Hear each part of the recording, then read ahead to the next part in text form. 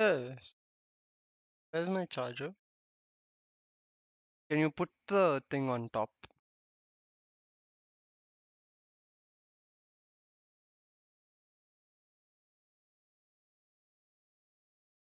Yo, guys! Abhishek, I'm going to be reviewing both of the requests that came first. L- yours, of course, which is the RNT games. So, we'll do one of the RNT games. Mostly, if there is a Pearl game, I would like to do a Pearl game because it's a map that we haven't got to do much. And someone requested Pearl on Instagram. And Loud versus DRX will be the second game. What's up, guys? Okay, hold on. Let me switch the camera screen while everyone pours in. I'll talk to you. Hi, Clay. Hi, Darshan. Oh, yeah, I'm also going to show you guys why I have been AFK. Oh, shit. One sec.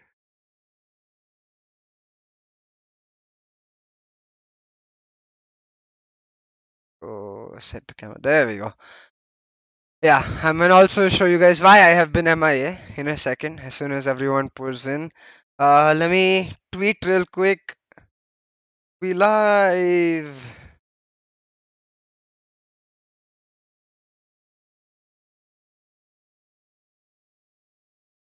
Copy link. Paste link. Donezo. I'm good. I'm good. So let's just get it started. So here, see, this she is the reason why we haven't been streaming recently. I've been spending time with her a lot more. While she's in India, catching up on the relationship. While we don't get to be long distance for once in my life. And yeah, it's been nice. Can she leave? It's Malum, don't worry, it's not right. Uh, when she leaves, I will leave with her. Hi, Decryptor. What's up, man? Hey, guys. Pop in. Need to make some big changes to the whole thing. I'm planning to bring a game show to the channel for viewers, basically, for the audience specifically. So, we're gonna have some cool stuff coming. But right now, just today, a very chill, very basic analysis stream. Go back to our roots, so to speak. Where am I living right now? I'm living in Tamil Nadu, this town called Tirupur, or city actually it is. Feels like a town, doesn't have a McDonald's. I think that's how I classify whether it's a city or a town. Doesn't have a McDonald's. Um, yeah, this is where my parents moved after I went to study to Canada. So this is where I'm living right now. This is my actual room, and that is my library, mini library at least. Ching and Josh is joining R&T. What are your thoughts? Honestly, how do I say this best? Like, I think there are several kinds of foreign players that come to India. There's players who want to make a mark. There's players who really want to prove themselves. And then there's players who just come for the salary. I hope they're not the last category, and I hope that they want to make a mark. But I will say that I think there were a lot more options available in the market. Like personally, I'm very surprised no Indian org went for players like RDW from Oceania because that guy is a beast and he would be cheaper to get, I think, as compared to a lot of SEA players. I'm surprised orgs haven't gone for more of the former, LVR players or you've got the Todak players like Frosty Z who've really proven themselves to a large level. But yeah, I think Ching is definitely a great pickup. But yeah, it really depends on who the full roster is. But overall, for me, the biggest disappointment for R&T was Bad Love. Because they paid for him, man. Like, it's a disappointment, at least for me, from a business point of view. I understand that when Malik's came in, the coaching philosophy or something did not meld, or I think that was the reason. I'm not sure. But or bad love was not deemed necessary anymore. But when you pay for a player and then you release him, that's kind of sad. Yeah. Whom are the only one tried for Oceania talent? And that makes sense, right? Boom are one of the most successful orgs that we have seen in the past year. You can see that they have. You mean Badler was a bad move? No, I think Badler was a great move. He was worth his price for sure, especially considering the price a certain org is going to be paying for their ex player, has paid for their ex player. That will be announced very soon. Shh, not talking. Your views on views of views. What? By the way, hi. Hi Yash, hi Vishal, hi Sai, hi Nalin. Hi annoying broccoli. Hey, broccoli is not annoying, man. Why do you hate broccoli? Broccoli is yummy. Scream is going to Karma and Cop. Yeah, makes perfect sense, right? Karma and Cop is a very winning focused organization. They got reckless last year, for example. They have the money, so not a surprise that they get one of the best. You know, I always had a second monitor decryptor in my house. So I'm in my house. In my house, I've always had a second monitor. That's why I love being over here. So yeah, very excited to actually be able to look at chat and talk to you guys. I like the stream. If you're happy that streams are back, this is going to be consistent. Been delaying it for a while because, of course, Vasha, but also because I've been setting up a lot of events. So I'm doing the Sky Sports SEA Championship. I think there's two more events that we're going to be doing, potentially three.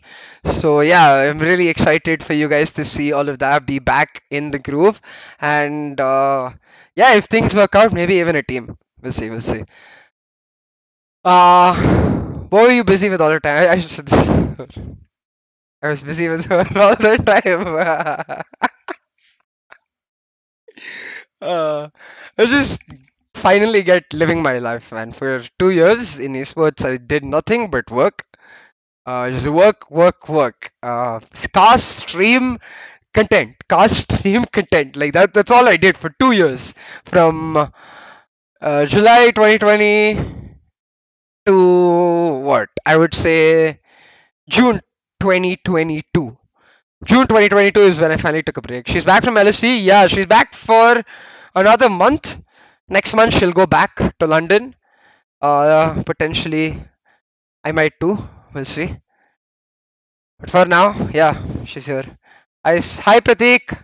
What's up, man? Just gonna talk to you guys for like 5 more minutes, and then we will get on with the analysis.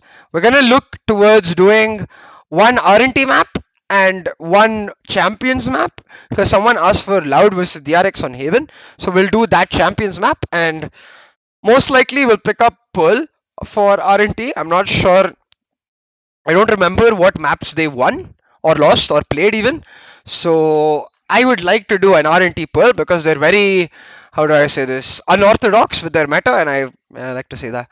Why don't you analyze on new franchisee teams pros and cons? I don't want to do it till till Jan basically. I don't want to talk about franchisee teams because I feel like it's pointless. I still think that, of course, orgs like Fnatic are not going to make big changes, but I don't see orgs that have bigger than a six-man roster, or orgs that have a six-man roster maintaining the same roster. Like RRQ was one great example where you thought they were done and then they got Memor, La Memor. So yeah, I want to have rosters get finalized before I'll go host a podcast. So that's what we're going to try to do. Now that I'm a freelancer, I have a lot more time to do content. The idea is every month we want to do at least 2 to 3 podcasts, where those podcasts can be anything from, like you said, the analysis of franchisee teams. They can be roster changes, which mostly will be on Sunday. We'll do a roster changes stream on Sunday. Yeah, stuff like that. So yeah, that's the idea. So mostly like 2 podcasts and one game show per month with like prices. So you'll see. Just give me 1 week to set everything up and you'll see. Hey Darshan! Okay, wait, so since you didn't get to see her, you'll see. She asked me why I'm MIA. I'm gonna keep showing her every single time. I like showing her. Yeah. So that's why I've been MIA. Can we see Mixer versus SK? Yeah, you're gonna see it in like a week, right? Yeah. So you will. Sunday roster leak stream. Yeah. Yeah. So Sunday we will do a roster change stream. I don't know if like Malov has prior commitments, for example. So I'm not sure who will be able to make it, but we will do some version of a roster change stream. Art for Malav long distance. Yeah, Malav is long distance, but we make it work, man. We stay up to date with each other. Oh. Mixwell joined Heretics. So Mixwell, Kellogg's, Avova, like G2 X Core joined Heretics with Neil Zenio as their coach. So they're looking like a really good roster. They're coming to Galaxy Racers. Mixer's already signed to Heretics. Yeah, exactly. That's what I'm saying. They're coming to Galaxy Racers for the LAN. So we are going to see Mixwell versus Rossi because God Squad have qualified for the LAN. Yeah, so I'm excited to see how that turns out. I want to see Mixwell dodging some shots of SK Rossi. I want to see how they're able to adapt to the Indian climate and play well because they're gonna have to do the same thing in Brazil. And yeah, yeah, Decryptor. I also hope that it all goes well. I'm not sure if it will, but that's certainly the dream. Okay, let me do this. Close that, go there. Sec pop out chat, pull chat to this screen, open VLR.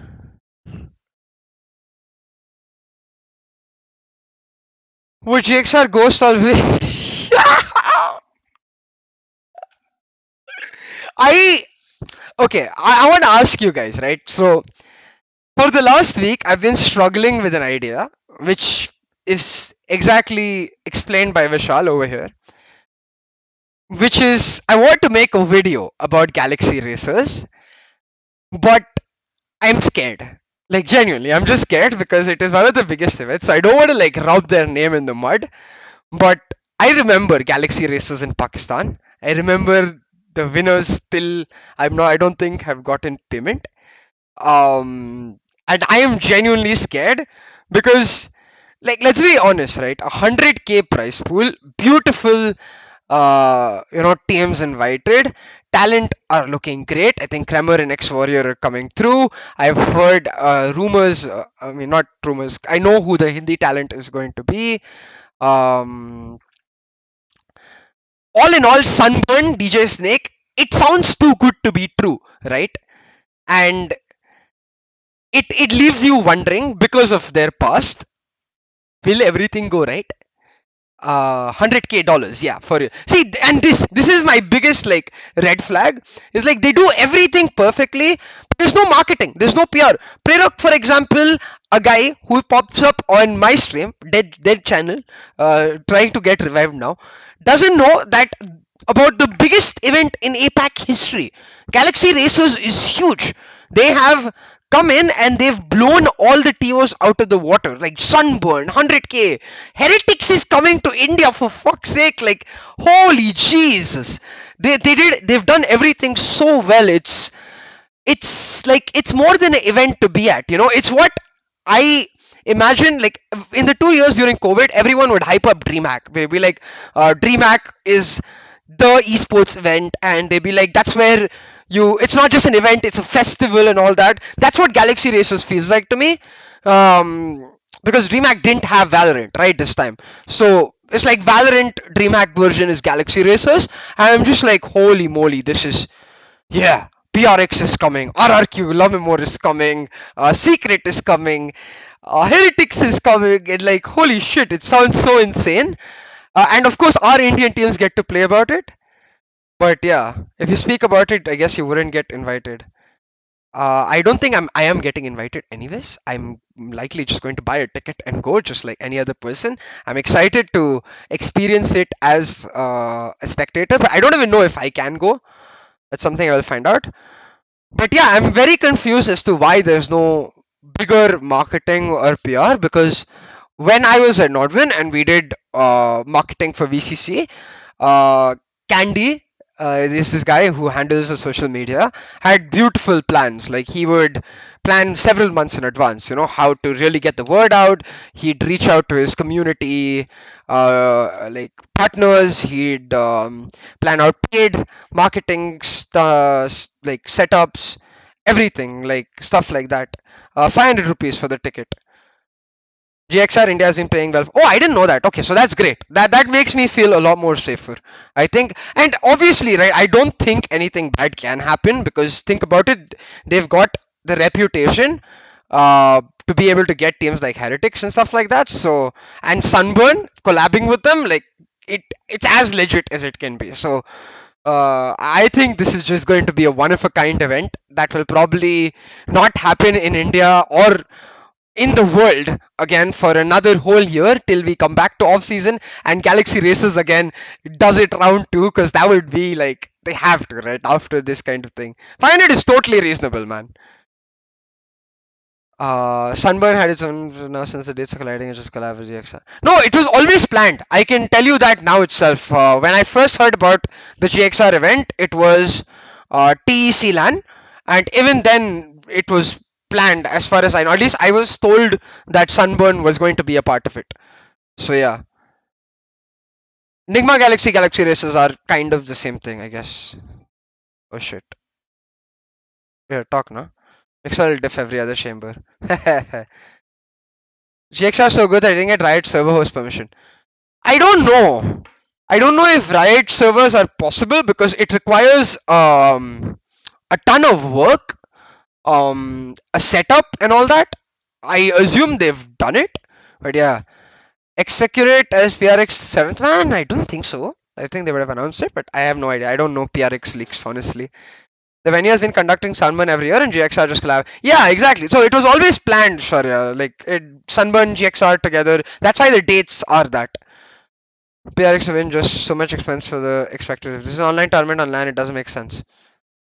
I mean, it would suck, but it is what it is, right? So yeah, we will see. Like, I just think there's a ton of things that can go wrong, and I think, yeah, as far as I know, TEC is handling the backend production. So I know Obi pulled off TEC LAN beautifully, and now he's got. I hope, as please change your mic. Is my mic that bad? Oh wait. Oh shit. Sorry. It should be fine now. It was reversed. My bad. It was reversed. It should be fine now. Let me know if it's fine now. Yeah. I mean, it is what it is. Everyone plays on the same ping, man. It's a cafe LAN, I guess. I hope they get LAN servers. Yeah. There's never been a LAN in the world that has been a LAN except for Riot LANs, which is in Germany, in Iceland, which takes months of preparation. I don't know if they had time for months of preparation for Galaxy Races, but yeah, like I think I don't know. It's possibility. Like I'm not involved with this event, guys, so I don't think I am the right person to be talking to about this. But yeah, let's see. I certainly hope that they have. Oh, should we do this map?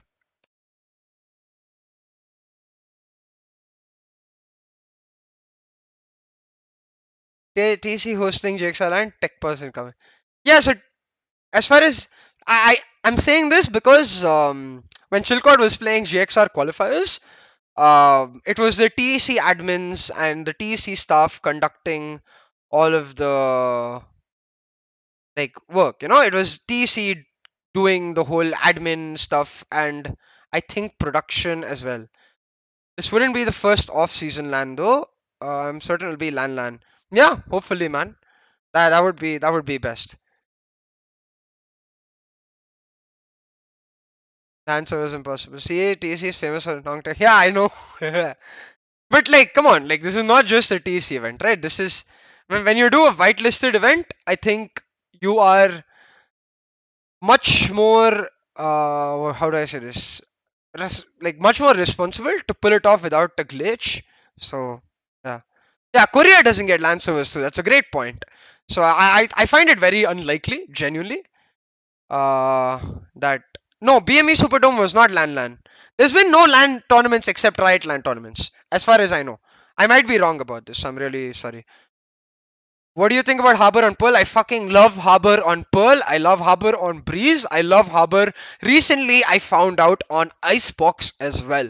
I think Harbor should take over on Icebox and Pearl for sure. Breeze Viper, I still feel is better because lineups are great.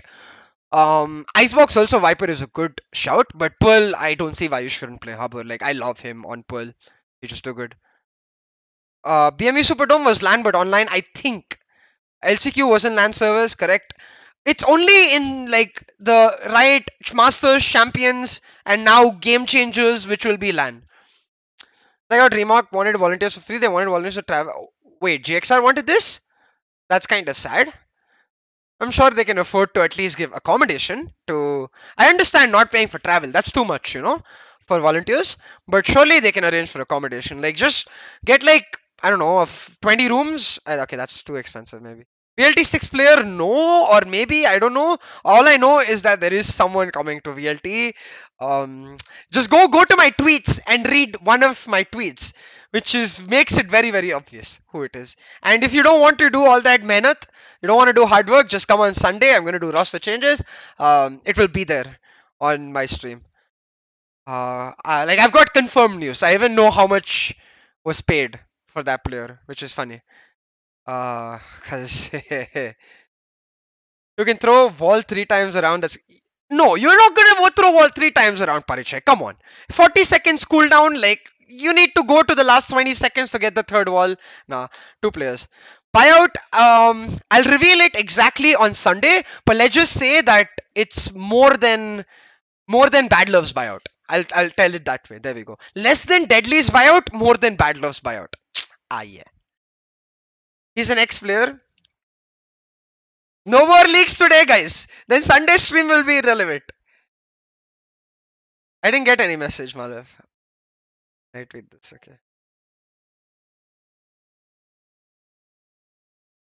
No, Malav. No. Tweet it on Sunday, bro. Tweet it on Sunday. Come back? Question mark. Find out on CA stream. Tweet this on Sunday. पूरा पूरा impressions farm Sunday को करेंगे. नहीं तो stream is useless.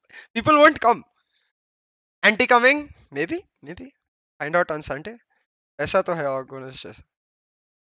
He's T1 player. Yeah, he's a T1 player. Anti is joining OG. Maybe. Everything I will reveal on Sunday.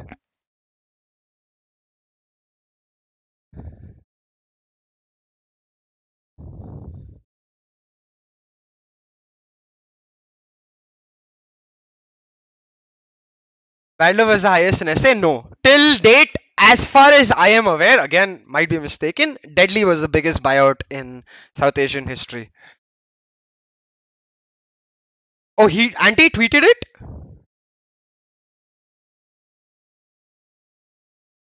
Hold on. I'm gonna go check Anti. And after this, we'll actually start with stream, guys. Like, I mean, analysis. Like, so we'll spend the whole time talking about leaks only. Bro, did Anti block me? Hello?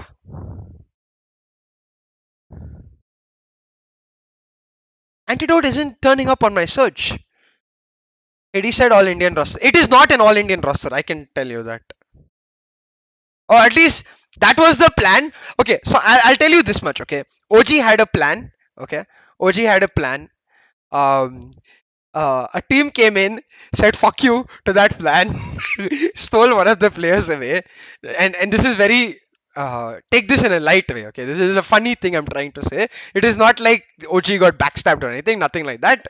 No shady business moves or anything. It was all above board. It was all very cool. And that's why I even tweeted the other day. I'm very proud of how good business has been in the Valorant scene. Like, ever since, like, it's been rightly followed ever since the क्या बोलते हैं, whole mishap with Excali. His act is his real name. Oh, wait. What is Auntie's real name? I forgot. Sabyasachi. Okay, real antidote. Okay, that's why I couldn't find him. No, he didn't tweet, bro. What are you saying? Search real antidote. Okay, he didn't block me. Thank God. Extra getting back together as well, I guess. Yes, that one, Sai. Yeah, so ever since the mishap with Exali has been all Gucci. So I'm very proud. But let's do this matchup. Should we do? Okay, guys, I'll make a poll. Should I do? I'm going to do an RNT Pearl match. So would you prefer seeing Bleed versus RNT on Pearl, or s- I guess there is no better match than Bleed versus RNT on Pearl. Then, if not Bleed versus RNT on Pearl, then we might rather go do. Where are the results? There we go. I wanted to see when they beat good teams. No, like sorry, SEA teams. So yeah, so this alter ego I don't want to do because of the whole mess. Zuxia I don't want to do because of stand-ins, and Fancy United is very spicy. Oh, 15-17. Okay, so let's do this. Poll. Where is poll? Engage with your audience. Start a poll.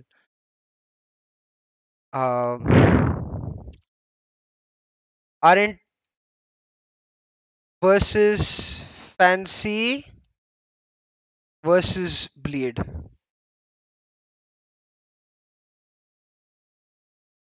Thoughts on GE Audiolist roster?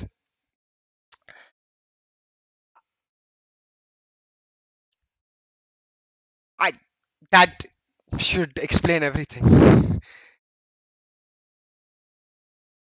देख रहा है Vinod match word review की जगह पे आज से ही leak शुरू अरे शुरू कर रहा हूँ वोट कर लो भाई 2 मिनट में फिर शुरू करते हैं I think if VLT takes carry then there's no sense of taking deadly into bro but they okay genuinely if I don't know about Kelly and all that, but if it happens so that bad love paid for ditched, deadly paid for ditched, Sharky will be like आ जाओ बच्चों profit मिल गया players भी मिल गए आ जाओ like what my brain will just boom if that happens like genuinely like how do you know like Sharky is just next level businessman if that happens because surely he'll just get them back to RG.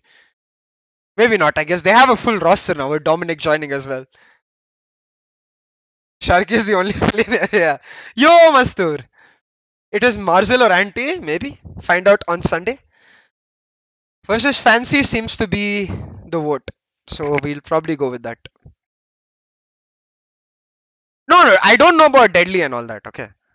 Cali का भी नहीं पता मेरे को. Sunday.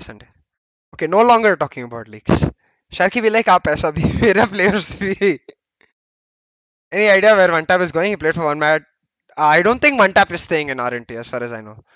Can I analyze franchisee rosters? Not today. I'll assemble a podcast crew for that. I don't think I can do that alone. It'll be more fun. G franchisee, I'll tell you not tier list wise, I'll tell you ranking wise. I see them. DRX is top tier for me. I really like the Genji roster as well. So top tier for me. T1, I know their new Overwatch player is cracked. So top tier for me. PRX obviously top tier. I don't think GE makes top 5 just because of that, right? With their current roster. So I don't know. Genuinely. But GE is the dog horse because they can achieve anything with that roster. While, other rosters you might actually feel a little underwhelmed by. You don't know what the heck is up with GE. So they can bring a lot of surprises, which is really cool. Okay, so the vote seems to be going towards Fancy. Let's end the poll. Let's just do the Fancy map. Sorry for whoever wanted Pearl. Yeah. Just say that one thing that the new addition to VLT is better according to you. That's what roster changes stream is for, though. So we'll talk about it during the roster changes stream, no? Revenant. Revenant. Fancy, there we go. Thank you so much. Oh no, this is BO5.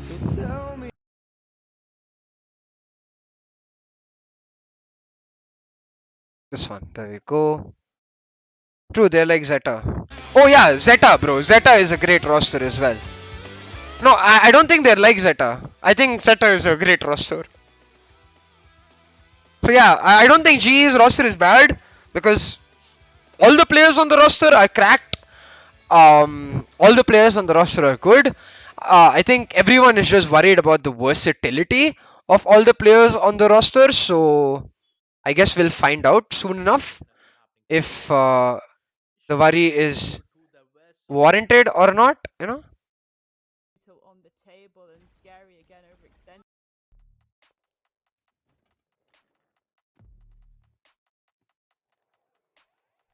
Where is the schedule, man? There we go.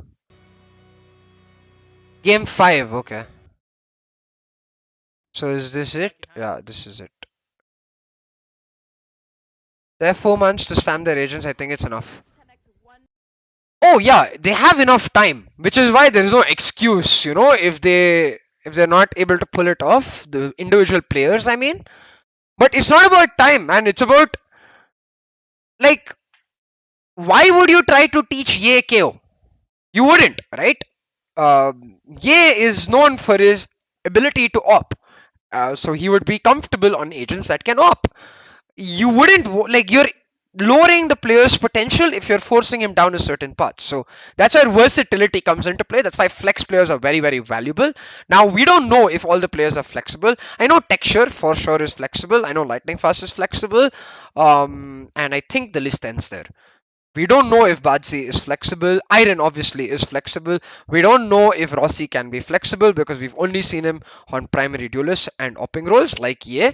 We don't know if Ronsky is flexible because he is an explosive duelist. So yeah, analyze my flex gameplay, please. Ex- no thanks, Excali.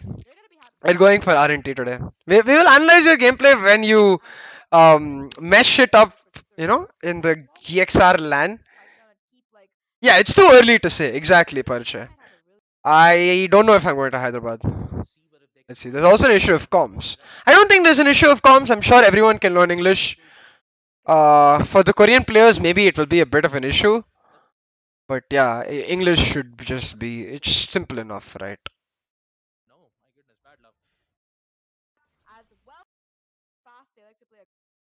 Oh, I remember watching this map live, bro. Oh my god, the amount of high eyes in this map was. Leaf is very flexible. How did Leaf come into play? What's up, Kali? Congratulations on the move the chat claims you have made. Epic Pen is what I was trying to open.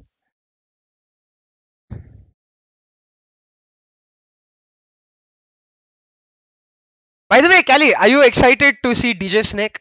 Since you love snakes so much. Most improved team in APAC. Like, you mean on the basis of roster moves? Because the roster moves aren't over yet. But if I had to pick one, I would pick.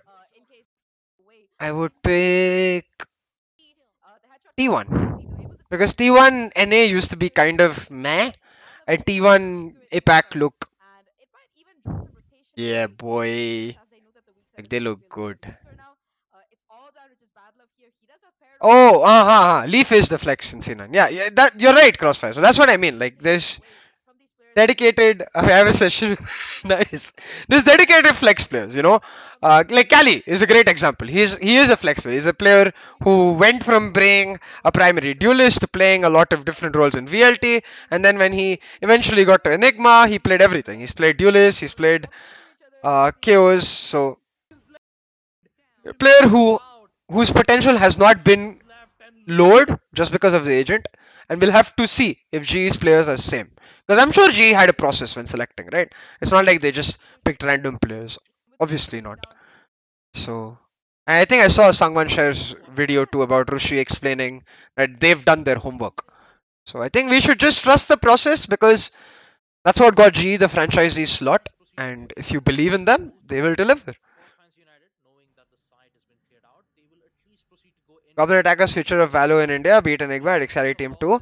I certainly hope so, but I just want to remind everyone that we've seen versions of this before in Tempest, in I forgot There's been teams who've had great runs of forms. They haven't been able to maintain it. So I hope Goblin attackers maintain it. They've got HBK helping them too, so that's a great, great move. And no, Kel'Thuzad is a great player. I've met him too.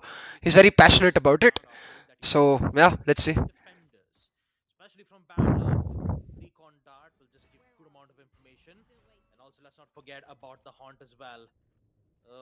Why would Bleed be?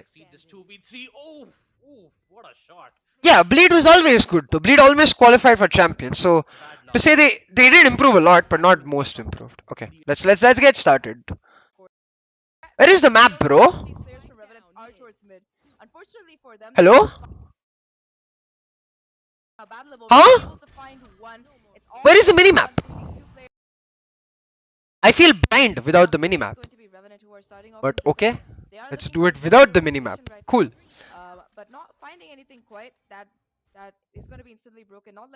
I'm so confused. Why is there no minimap?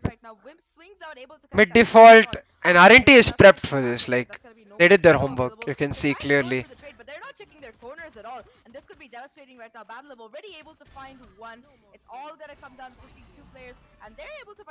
Okay, so from my experience watching Fancy, right? Their defaults are, how do I say this, very targeted. Like they have a plan seemingly before their defaults. They don't do defaults for the sake of gaining information necessarily. They do defaults for area control. They want certain areas of the map so they can execute their plan. So if they're trying to take mid, for example, this is why I want the minimap. Their minimap will show us what exactly their plan is, because whenever they're inching towards the B side of the map, they want to do a mid to B. Whenever they're inching towards the A side of the map, they want to do that. So when they're taking mid control, you can always tell what they're trying to do by which extreme they're contesting, because the other extreme will be left alone, since they always work in 3 pairs and 4 pairs. Okay, okay, okay.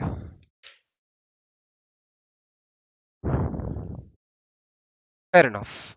First time with the API. So proud moment, by the way. I wish we get to see this on GXR event too. I assume we will, because I don't think the qualifiers had it, right? No, just me right now. The R&T only have Logista from their previous roster. Got particles. Yeah, everyone else is gone. Shivi gone, Knight Rider gone, Ember gone. Who else did I forget? Shivi, Knight Rider, Ember. Why am I having a bruh moment? Who did I forget? Scar gone. Yeah, Scar gone.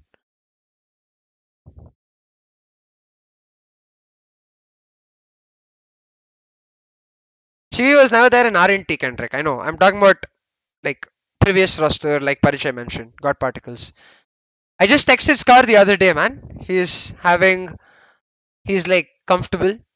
No longer in esports. I think he's studying for his masters. So yeah. Yeah, R&T is kind of like Travels, but there's no ghost and all that.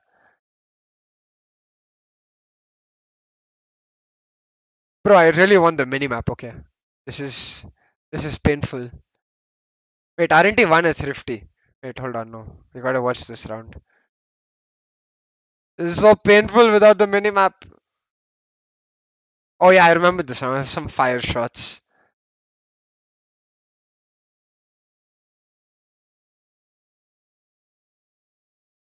This lineup from R&T is such a pain to play against. By the way, it's so cancerous. Like they play it perfectly too. They have so much patience in their bodies to be able to hold these angles and play it time for so freaking long, and they play it beautifully. But Jesus, man, like I remember one match that Chilcott was playing against RNT on Ascent, and it was pure cancer. Like, you can't get it anywhere. You have to bait util early. Like you have to. There's no other way.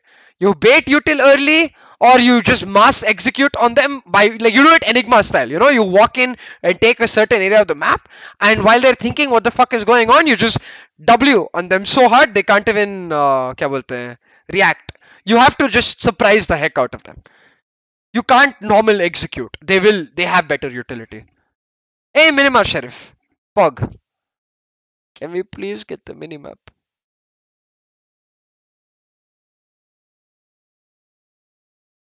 I can't even understand. Like I don't know if this is the case with you guys, But I'm so reliant on the minimap. As a caster, as a coach, like half of the shit I see is on the minimap. This is just fancy trying to force it down. They still do this with Jin in the roster. They are brilliant at finding M duels and succeeding at them. So they just continue that. This guy hit too much. No, I didn't, Rishit. Can you DM me that interview? It's like Ranger without map. Yeah, man. You're abusing TC in chat. Okay, let's have a look at chat. At TC minimap. At TC minimap.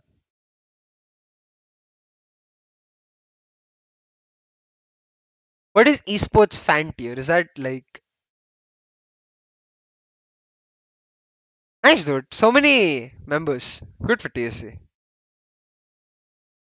हमको भी कुछ समझ नहीं आ रहा. हाँ भाई, कुछ समझ ही नहीं आ रहा. Technical pause for minimap.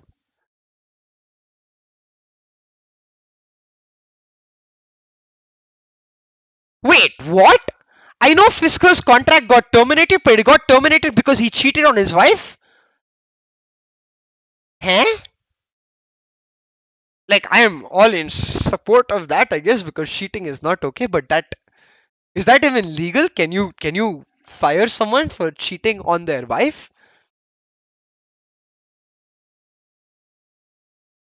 Hello, Zach. Hello, Baba.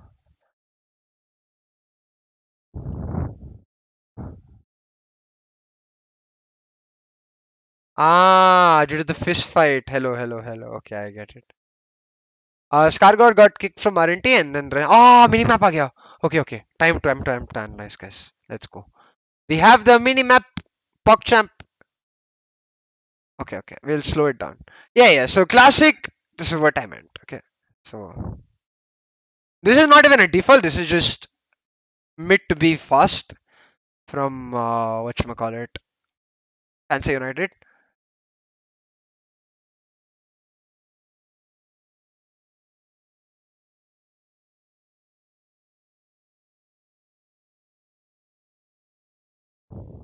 Spacing is a little scary. Not going to lie. Wait, let me move this somewhere else. Let me this here, I guess. Yeah, that's best. This spacing is a little scary because this guy gets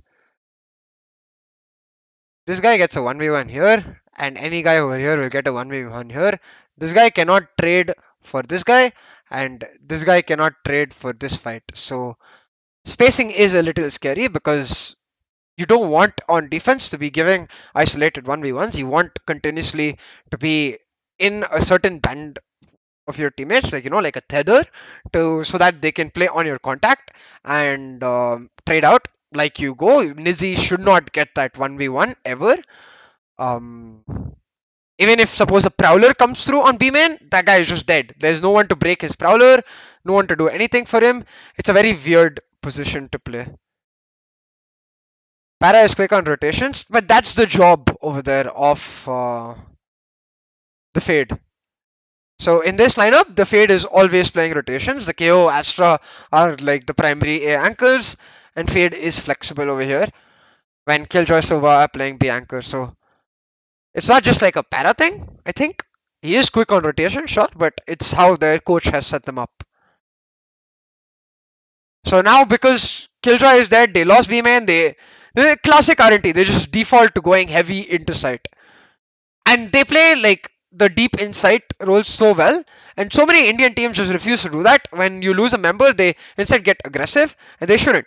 But again, right, look, Blackhawk is coming out, spacing is bad, where these players just want to play for this part of the site. Blackhawk is fighting for this part of the site. So they're not on the same note. Like he even if suppose imagine once they kill him, these guys can just say peace out and leave, and these two players are just useless. Then they never get to participate in the entire game.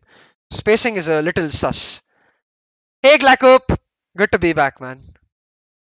John Needham interview on Travis Grafford. Okay, I'll check it out, Rashid. Usually watch all of Travis's interviews.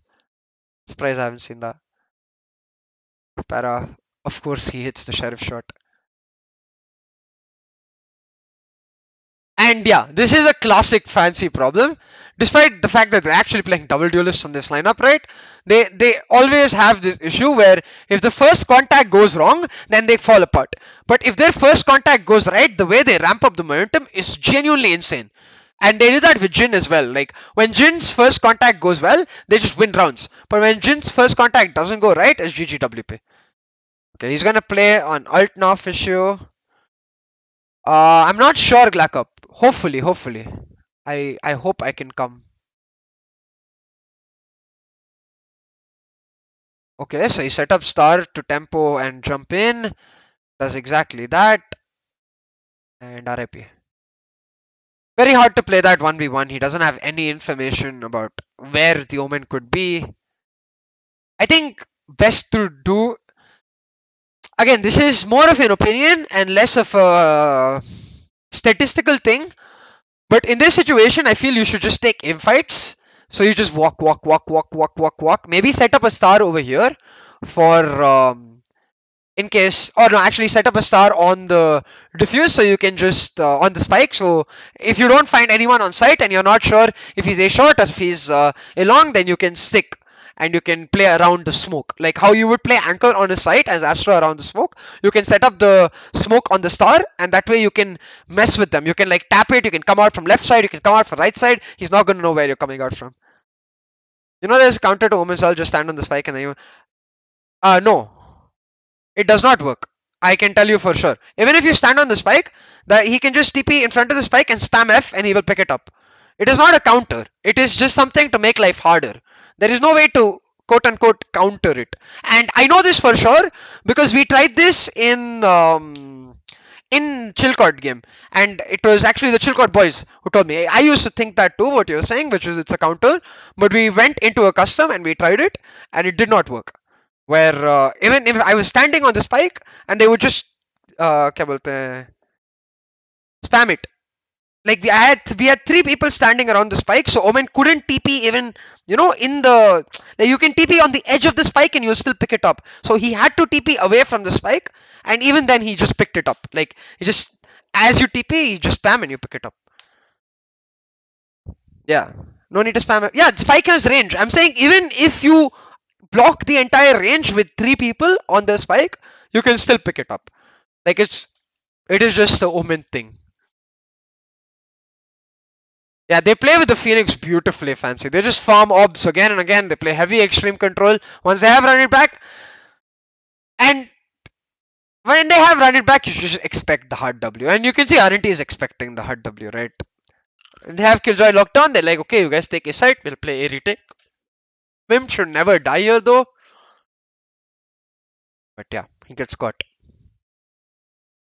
It's not a retake if your retake player dies. Killjoy dead. Like team be like, guys, a retake. Killjoy dead. RIP. RIP in the chat.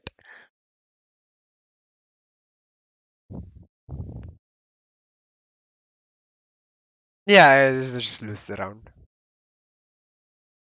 Wait, they pulled this off? Hold on, what the fuck? Okay, he dies. Oh, by the way, Killers is Wukong. I just found out. So I've been casting Killers for 2 days. I didn't know he was Wukong. And then I texted Net the noob, and he's like, bro, Killers is Wukong. Like, ah. So Suka is now out. Jin is in. Just interesting. Oh, they just get ultra aggressive. There's no need for them to push in. Neither Heaven nor A Shot. They get aggressive, aren't even duels, aren't even round. I think that was the biggest. I remember watching this match and thinking R&T is such a good team when it comes to being disciplined on defensive holds. But what they seem to struggle with is how to, when they're changing setups, like in the starting of the round, their setups are perfect. The spacing is really nice. Not perfect, but good. Towards the end of rounds where they are, how do I say this? Going back deep into sight, their spacing is great. But in the middle of the round, when they're trying to change their setup, like Wimp over there, when he's playing contact on the execute, they mess up spacing every single time. I don't think Logi ult impacted it whatsoever. Like the Cosmic Divide is just courtesy at this point. Because look, as soon as this happens, right, you kill Wimp, you can play pure post plant on site. You don't even need to leave site, is my point. You just play on site post plant, and they can't do shit to you. Especially because they have specters and bulldogs and shorty and on the blade storm, basically, for example. There's no need to aggress. Like, you want to damage the Rico as much as possible since it's a broken buy for you, it's a full buy for them. You let them come to you always. You just play like, what are they going to do on the post plan? There's going to be a drone and a recon coming in from Bad Love. There's going to be pop flash coming in from Blackhawk. So you play a shot on the anti flash. You play like, wait, I'll show you the exact positions I would play post plant over here. So this position that Suka is sitting in, except on top of this, you can sit on this and get a really nice angle on this. So you take this guy having contact here. You have one player on top of this, hopefully the Omen or the Jet with a knife taking contact here. Omen actually, so that the Jet can then jump up and down and try to entice fights on Heaven choke point. That's three players. Two players just sit left and right on this area playing and one player playing anti-flash for the pop flash. That's all. They're done for. Without the Killjoy ultimate, it's very hard for Auntie to retake since they don't have a duelist. They have tons of utility, but no one to follow up on the utility.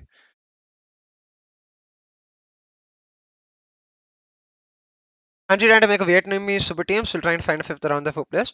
I think they're maybe finalize their team because the team looks really good. But yeah, it would make sense that they're making a Vietnamese super team. It would help comms a lot, right? But this is very classic from Fancy, and honestly, I don't blame them for it. I would blame any other team for it, or I don't blame Fancy because it's like they own up to this. They're like, we are aggressive, we like being aggressive, so we will continue to be aggressive, and it is what it is. You can't say like if they had won the duels, you'd suddenly be like, oh my god, big brained, ultra W push, optic style. They pushed into a shot, they won the round. So it's a matter of results, really. GTO wise, you shouldn't do it because 5v4 man advantage, just hold the site. You don't need to get aggressive. There's no ult to worry about. But why not? And in that round, actually, in postman, there's one more thing you can do. Since it's 5v4, you can play 4-man postman. And if you're expecting the Cosmic Divide to come through, you can go for the ultra late lurk down A shot since you can run now for the lurk and they're not going to be expecting you to come through. And that lurk will always get value. Fancy played triple controller on Bind. They played Omen Astra in VCT APAC Challengers on Haven, I think it was, and Ascent 2. Fancy always have the like insane comps. See, and this is clear Fancy style. I think one thing to do when any team is prepping for Fancy is LVR did this beautifully. They haven't played Fancy, I think, yet. But no, they haven't played Fancy. But LVR against Bleed did this beautifully, where they had traps set up for Altobs.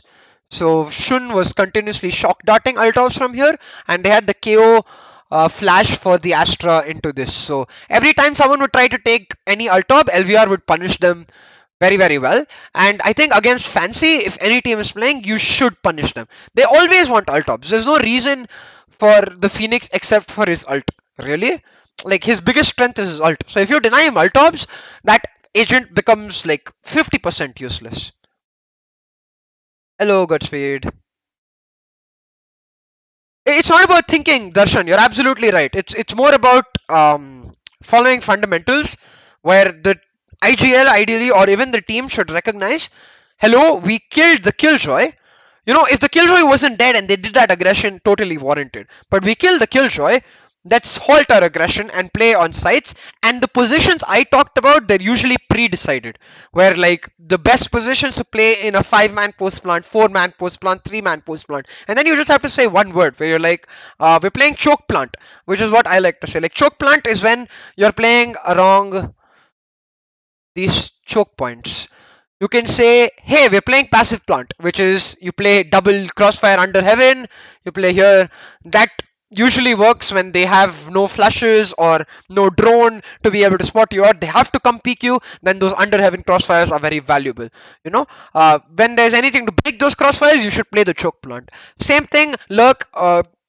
Pre-round, you can recognize, hey, they have a Cosmic Divide. They're going to block us off of A main. The Cosmic Divide is going to stretch through mid. There is a good if there is always, we can leave one guy towards aim in, and that guy can go for the late look down into sight. Hi Vishal Anand. So all of this was decided pre-round. You can't think in the moment that much, and even if you can think, you won't communicate it fast enough. So it should be established in practice. It should be established in pre-rounds. It's all of this is like match prep basically.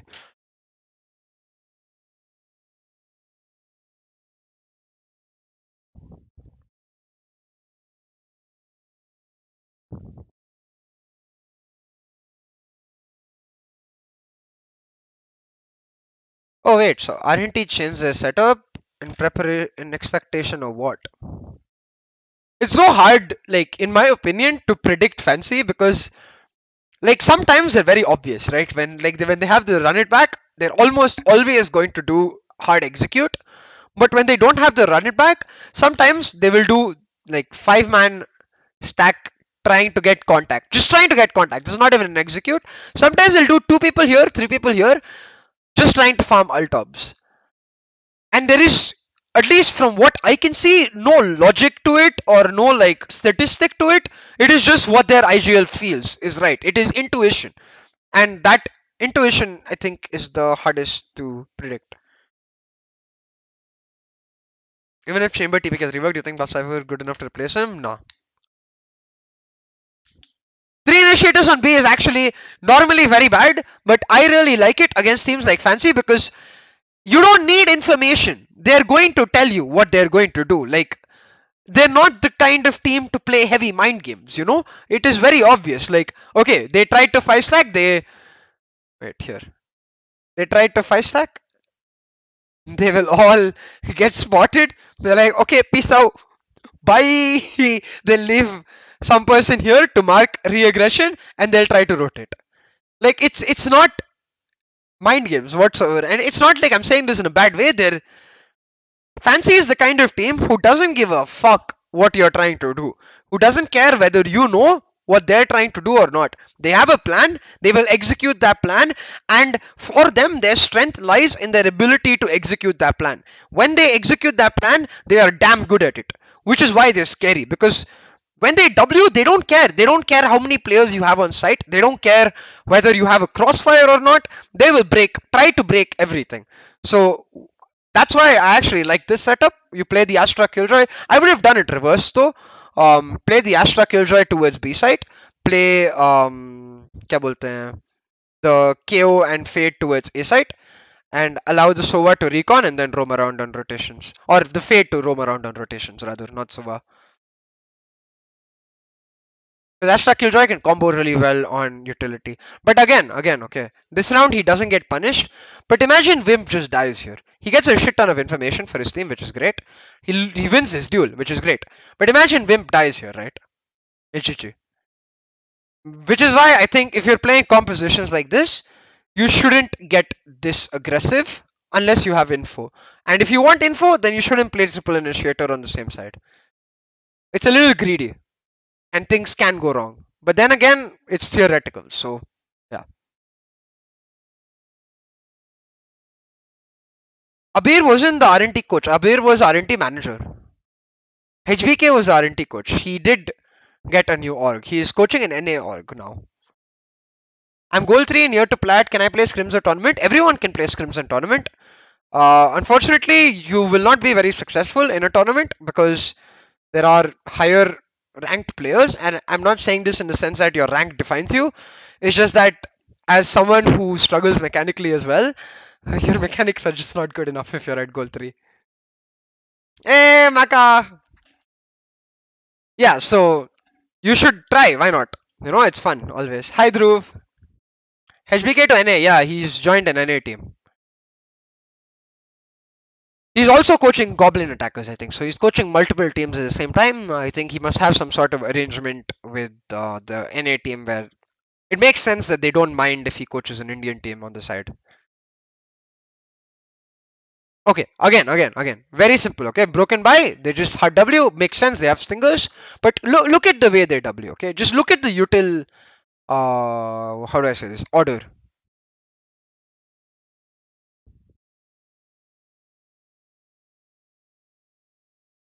Stop, stop, stop, stop, stop. Okay, drone spots them. Normally, what does any team do when a drone stops them? They're like, oh no, our plan has been revealed. Let's slow it down and let's wait for the other team to think what we are doing, re-aggress, make a mistake, blah de blah, punish them, etc. Fancy is like, oh no, our plan has been revealed. Time to run. They just W so hard and so quick. It is honestly inspiring for me because it shows a level of dedication to their commitment to being their own thing, like as in playing their own style, and they catch people out every single time. Theoretically this works beautifully because when this guy is droning, it automatically means that he's not in a good position to help anyone else who might be on site, and you can catch him out or catch the other players out because therefore their setups are not perfect. But there's no one on site, and Fancy just get full value. Like Nizzy finds one, Killers finds another, they get sight. The round is already great. They've upgraded two Vandals from Stingers, and they can just hold aggressive choke points. But they don't stop, dude. Fancy, they never stop. I think that was the biggest challenge for RNT in this game. Just trying to understand why Fancy can't chill and Fancy can't play slow. But they adapted really well because I think RNT's biggest strength was their defensive discipline almost, like in the sense that they're very good in being patient and waiting for fights. So when Fancy kept pushing into them, they're like, oh nice, thank you very much. Again, like a great point. They're just trying to get their way out of that Killjoy ultimate, and they're like, bro, what do? We fight, and they can't fight, so they get detained. Is shut down, but they've bought more than enough time on the back of that running back. This is a win. Is it true that VLT took trials of Singapore and Malaysian player and they have picked two? Not as far as I know. Team CCPTSD. Any leaks on RNT new team? Someone in chat said that EG can beat Heretics. I don't know what EG's team is. Someone on chat said that Ching and Josh S are signing, which is what I heard as well. Sami, no idea. LEC roster. Oh my god, don't get me started on LEC roster changes, man. I'm really sad for Upset. I can't believe he isn't going to have a team.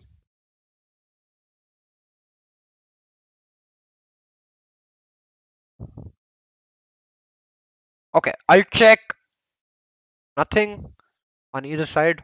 Cool. So this is basically pistol default that we saw from whatchamacallit. No, it wasn't pistol default. They tried to stack, they got revealed. They changed their plans. This was just like the round where Wimp pushed into A and got shut down. But this time there's no push. And Wimp is playing solo A side while they stack up B. They just read. Wimp is like, hello, I will handle A.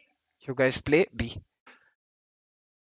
Very curious because they have nothing to retake with, so they're just very confident about their A retake, which is fair enough.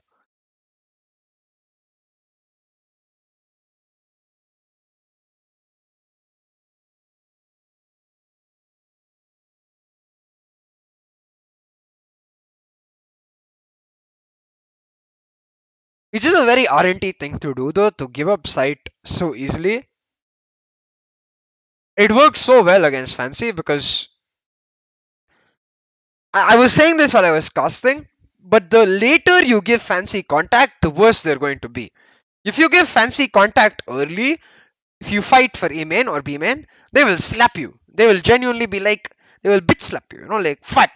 Like, and you will get fucked. They are very good at pressing W. But if you delay contact, they almost get desperate, chaotic almost, and they make silly mistakes. Like they can't trade, they're not coordinated on the push. Like when you compare this to Bleed's W recently on Haven, where even though they're hard pressing W, it's like structured in the sense that everyone is going in together, like there's no I will go in, you will go in, just kill. Got mine philosophy. Wimp will leave RNT and join True Rippers. Yeah, as far as I know, the only person staying in RNT is Logi. and everyone else is leaving, including Para. Para might stay though, so maybe Logi and Blackhawk is not going to be there, I think. Yeah, what all said. I don't know if they lost faith in Indian rosters, which is why I'm a big fan of RGE. I mean, they picked up Fishball and Zeke, don't get me wrong, but they still stick to an Indian core. I really like that.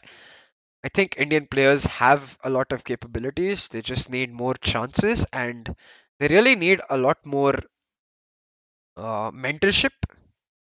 So yeah, EG equals evil G. Oh, EG cannot beat heretics. I'm sorry. I'm sorry. I'm sorry. Maybe they can, dude. Maybe I'm wrong. But like in general, in general they can. But I don't know how. Like players are meant to be professional and all that, but I don't know how a player is meant to focus on doing well with his team in a tournament when he knows that he's not necessarily going to be in that team for future tournaments. And that combined with the fact that Kellogg's is a crack motherfucker. Kellogg's is just cracked. Right? So maybe they can beat them. Feels unlikely, but maybe. Sangman shares, please don't clip this. It's not fair. And if you are clipping this, clip the entire thing. Wait, wait. I remember the next round. Okay, so watch this round because from this round I want to show you something. So this is their mid default. They get info towards market. They smoke off shot, and they have the omen to then mark this area. And Nidzi is on his dash trying to solo take B-men, but he does not move forward into the market angle till he gets information on the knife. So you can see the knife pops down, Nidzi starts moving forward, he's going to chill, watch them, which is watch on the minimap. They're trying to get full control here, and they commit both smokes early to move in, right?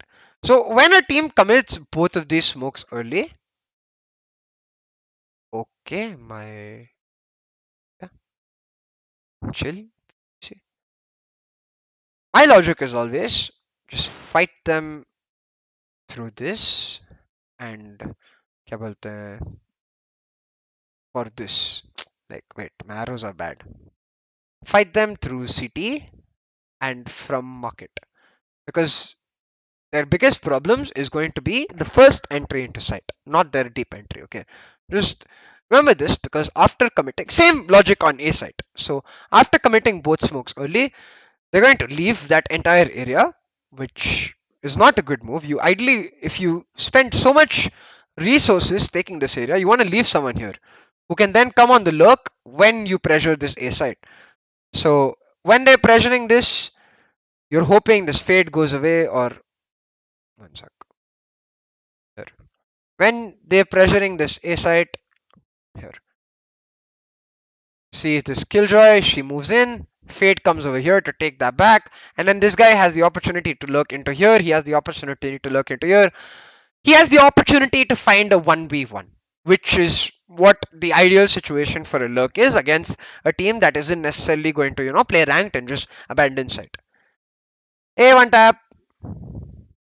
When will Godel? Hey, Godel is back in Valo. Did you not see they announced the in-house Valorant tournament? Lol. That's all. नहीं half ही करना है मसाला चाहिए Sunday, Mohit, Sunday. All roster changes stream on Sunday. Everything will be leaked on Sunday. Or everything that I know will be leaked on Sunday. So, see, even now, they're heavy pressuring. Just watch. As soon as this smoke comes down, they see the dash come in. The fade also starts moving away. Like literally the perfect moment for a lurk because now, what the heck, bro? Thank you. This guy is worried about this, but this guy also has to watch this. So ideally, this guy should come back and just play a retake and watch this since they're committing to a B side hold. But he won't. Instead, he's going to stay back, and this is what most teams will do because it is harder to play that. Inside, fancy just hard commit. And I don't know how to say this, But this is the only issue I found even in Fancy's recent game, where it doesn't line up with their philosophy, where you have a perfect mindset in terms of. Wait, let me. Hold on. My camera is too big, I just realized. Sorry. Let me reduce my camera size. And let me put it there. When you're taking a specific area, when you're that kind of team, like PRX or Full Sense is a brilliant example for this, in my opinion. Like, Full Sense used to play this, they would commit themselves to a particular area extremely hard, and they would continuously leave John Olsen there and then look for something else. And John Olsen would always be able to find 1v1s because of that. And then they would use him as option 2, where either his position is turned into a full on look if they're able to find the site over there, or if they get delayed because of utility, suddenly he's option 2 and they come back to him. Now, on the basis of last round, remember this round, they're like, guys, these guys just committed 2 smokes to mid control. Let's play 3 stack and let's fight it. I love this from RNT. Okay. But what's the small change? And this is what I was talking about earlier. Logically, this makes perfect sense, right? But for Fancy, you never do this, bro. Okay, first of all, RNT messed this up in terms of traps. Like, you should not. Wimp should not be fighting over here. Like, he's trying to bait for Paradox and Bad Love, but the Prowler is already spotted. Sorry, he's trying to break the Prowler for, I think, Paradox and Bad Love.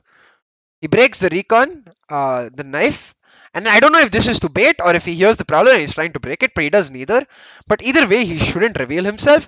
It's better to let Paradox get revealed through the Prowler, because then this guy is there to cover Para's back.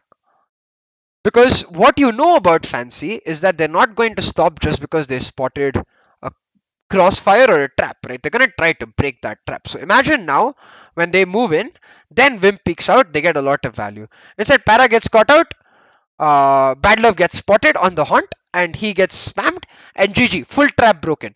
And this is what I was talking about earlier, where the more you delay the contact for Fancy, where you're like, okay, you want this area, take it from us. We will give it to you. We will let you take this area and we will delay you on a later choke point. Like, we'll delay you here, we'll delay you here when you rotate, we'll delay you here, we'll delay you here. We won't fight you over here. You don't give Fancy the contact where they want it, because they will excel. And if you're giving them the contact, then you have to be prepared for them to brute force it, right? You have to be ready for them to be like, bro, I am going to, like, how dare you lay a trap? I am going to mess you up. And they will do that. So that's why I was highlighting the last round, where obviously they didn't have weapons, that matters. But RNT playing it slow and deep into sight, which is their strength, works for them so well. When I saw this round live, I was like, why would you try to trap them when they're falling prey into your hands? It's a case of you should not change something when it is working. RNT won a lot of rounds with same setup. It wasn't the same setup though. They've done this like 2 or 3 times before. I don't think the setup was the issue whatsoever. The setup was not played properly. That was one issue. But more importantly, it's unnecessary to fight that early against Fancy. You can afford to give them area on site. You can afford to play deep on site. Especially when you have as much utility as you do. Because when you're fighting here, right, it's not even like what utility are you using to fight this? Para gets spotted, so he has to leave. I get it. Like, here. Vim gets spotted, he has a hot hands thrown on him. Para gets spotted, he has the fragment thrown on him. So Vim gets spotted, hot hands thrown on him. Para spotted, this thrown on him. But even here, right, what I would like to see from Para is he's not going to die if he stays on the edge of the molly. Like right here, if he just stops here, Seize is also coming, I think, on him. He can just chill, not peek. Instead, just spam utility. Throw out the molly, throw out the prowler, throw out the recon, and force Fancy to almost answer him or to go for the rotate, which naturally Fancy will do into this or into this. Where you've got the nanoswarms to delay them here, you've got the crossfire to delay them here. So the setup is nice, the idea is nice, the execution is just poor. Because what they're not expecting is for Fancy to clear every single angle when they're going through. And I don't think that's an expectation you can ever afford to have against a team like Fancy because they want to force you down, so they're always going to expect you to lay a trap. So you either just give it up and be like, okay, chill, we'll give you the area. You can even reaggress. Once they take mid, you can play on this market line where you have this KO puff flashing or right click flashing from over here for someone to pick like this. Or you can even play into market, and as soon as you hear the prowler coming out, you wait for Fancy to flash, to run up here and flash here. Right before they do that, you have क्या बोलते हैं, the recon coming out where you can fight on the recon even if you're flashed. So you can lay traps for Fancy in a lot of positions because of the fact that what they want to do is always committed. Like their strength can be turned into their weakness. I think that's the idea. Yeah, I am excited for podcast release. You can't beat Fancy at their own game, is the end of the day, my point. Yes, I can is best Phoenix player, no cap. I used to think that, Gaurav, and then I saw Jin playing Phoenix, and I'm like, you should see Jin playing Phoenix. He's a beast. Why do you have so many books behind you? I have a bookshelf in my room, but it's full of empty. I love books, man. That's why I have so many books behind me. I've been reading since I was a kid. So see, again, okay, this round, they're doing the same way. Mid default, Nizzy to SB main. Omen is supposed to mark him in, but instead he's marking smoke out. Cool. This time RNT are like, yeah, fuck this. We're not going to fight them for mid. We're just going to fight deep on site. They panic a little, use Killjoy ultimate, whatever. It's okay. It buys them time. They're just playing to delay. Utility before body. Like Fancy, okay, you aggress, we don't care. I would have preferred they saved that Hunter's Fury. Why do they Hunter's Fury? Oh, they okay. They're just looking to delay. They're like, guys, buy time, buy time, buy time. Just buy time. Please buy time. Should have used the Hunter's Fury a little later. Like, I'm a big fan of using, when you're playing Sova, right? You use the Hunter's Fury not just to deny KJ ultimates, but when a Phoenix ultimate is popped, for example, if you hear a Phoenix ultimate being popped here, you know there's people going to be following them. It's effectively like a neon sign. Hey, my team is coming with me, with my Phoenix ult. Ult, that's Sova. When that Nightfall is being popped, that team is going to go into sight. So if you Hunter's Fury the moment the Nightfall is being popped and you deny them this area, this area, this area, your team gets so much value off of that even if you don't hit anyone. Because your team is suddenly like chilling. They have no pressure on the Nightfall that just hit them. They are able to reposition into crossfires where they don't have to rely on audio cues, which the Nightfall takes away. And your Hunter's Fury most likely will hit someone. And even if it doesn't hit someone, you have the value. Revealing the area. Not Jing, Gaurav. Jin. Jin is a new player. Gin. Jin is a new player for Fancy who played Phoenix for them in the Sky SEA Championship. I casted him and he popped like 32 in a map. It was insane.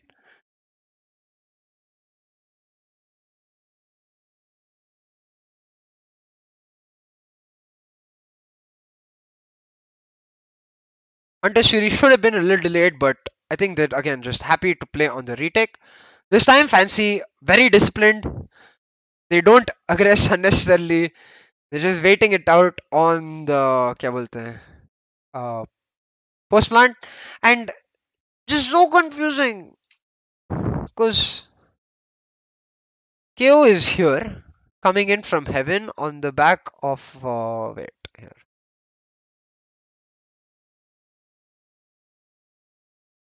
Wait, let me go back. There we go. So right here, okay, the Nightfall pop, they're trying to enter. They fight for sight because they don't have much time. Okay, great. They trying to help Logi. Logi gets taken down. They get the spam. Blackhawk gets the kill. He's got his null command online and immediately pops it. Cool. I'm a big fan of all of that. But Blackhawk has two flashes, right? So at this moment, you just want to tell Blackhawk, bhai tu W mar. मैं recon कर रहा हूँ, घुस. But look, instead, and I don't like, I think this is just duelist mentality because Para is the duelist player.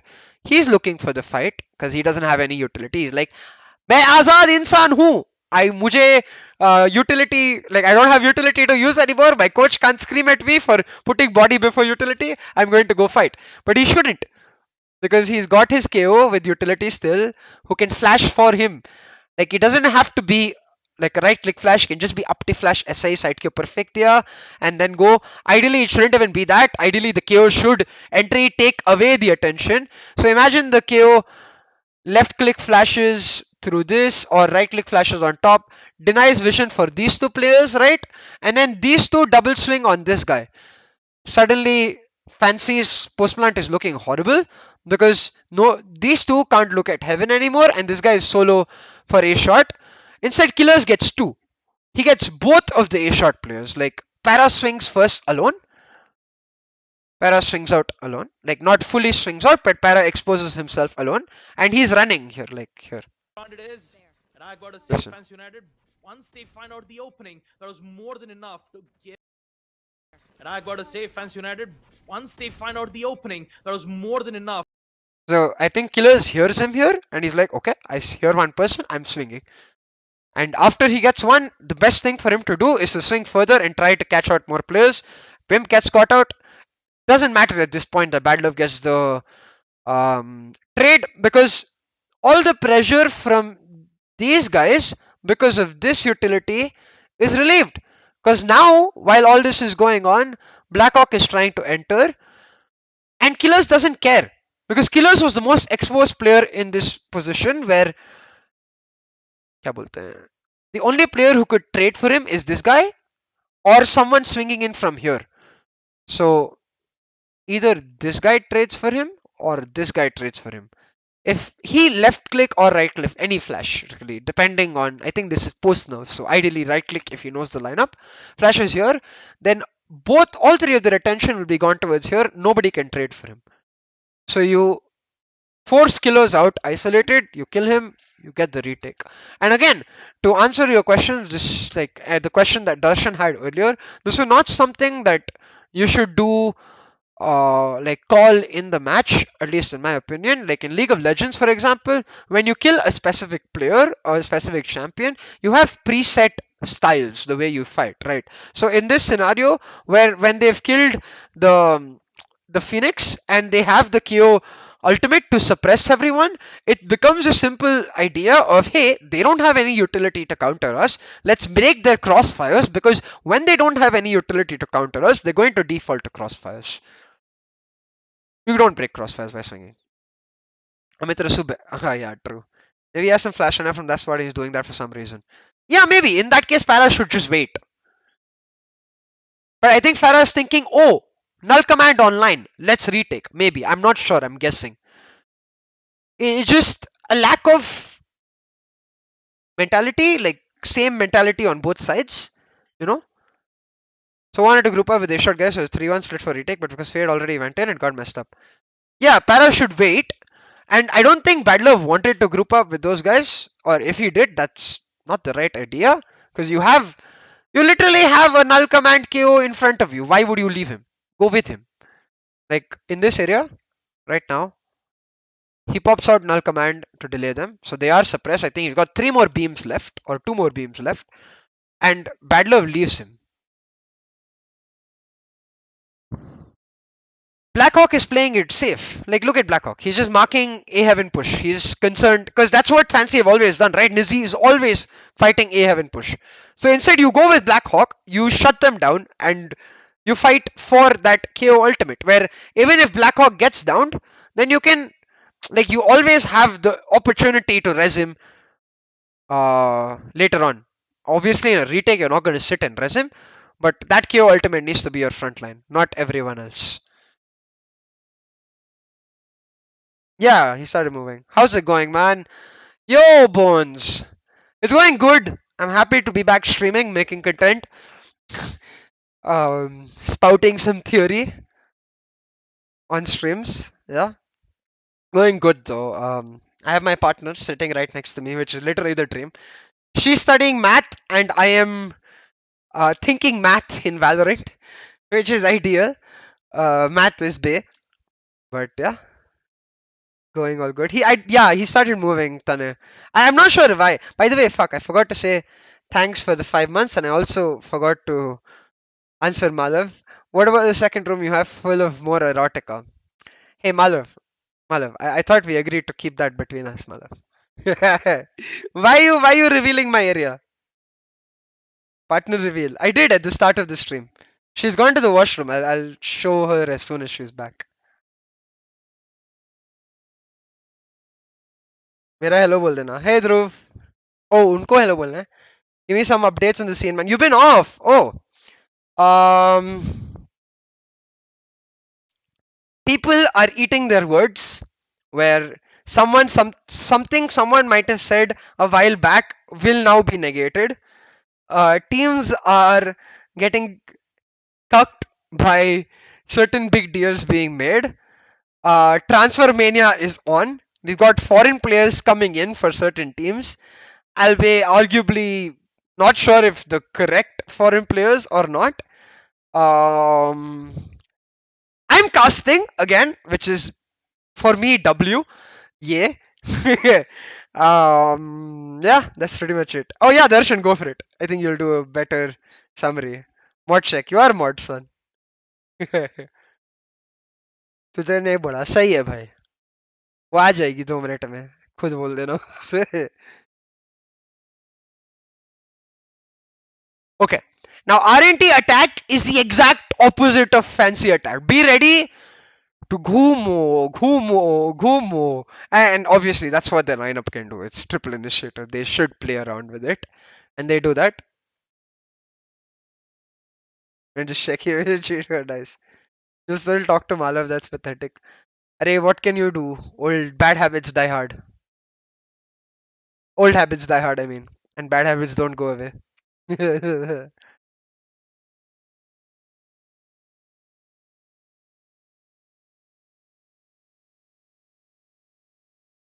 Yeah, as usual, aggressive team will always come through on the flank. So very smart to leave Logi here.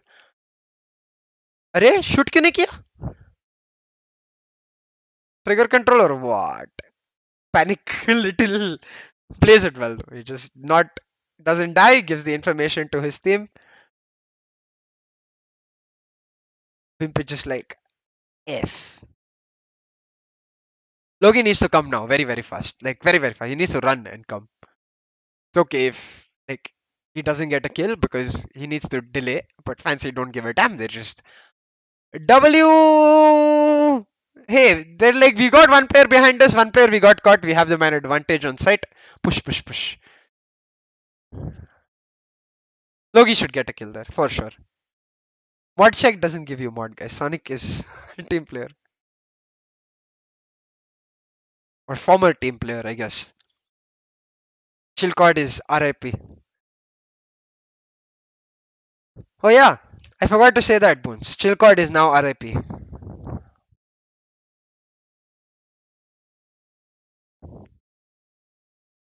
How to join Chilcord? It's a Discord server. Anyone can join. Fuck studies on. ऐसे भेदभाव क्यों हमारे साथ क्योंकि sonic मेरे से डांट खाया है ना तुम लोग थोड़ी ना मेरे से डांट खाते हो if you get screamed at by me as the coach on your team you get mod very simple logic no I'm kidding man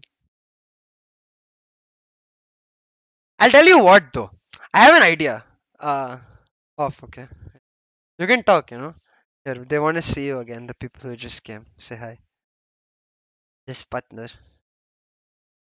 uh I'm planning to start a new game show I'm going to give a prize for it like some Valorant points probably. With that, I'll add an extra prize, which is whoever wins the game show every month will get mod on the channel. Done. There you go. Now you can earn your way to mod on my channel. Pog. Dhruv says hello. Give me water, no?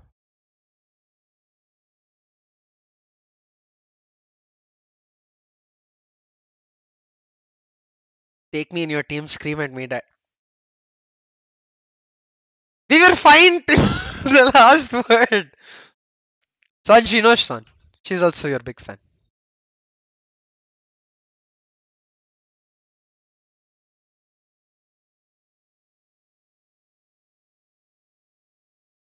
Bro, this setup from Fancy, I genuinely just want to see a comms video. I saw this in recently in the SEA Championship too.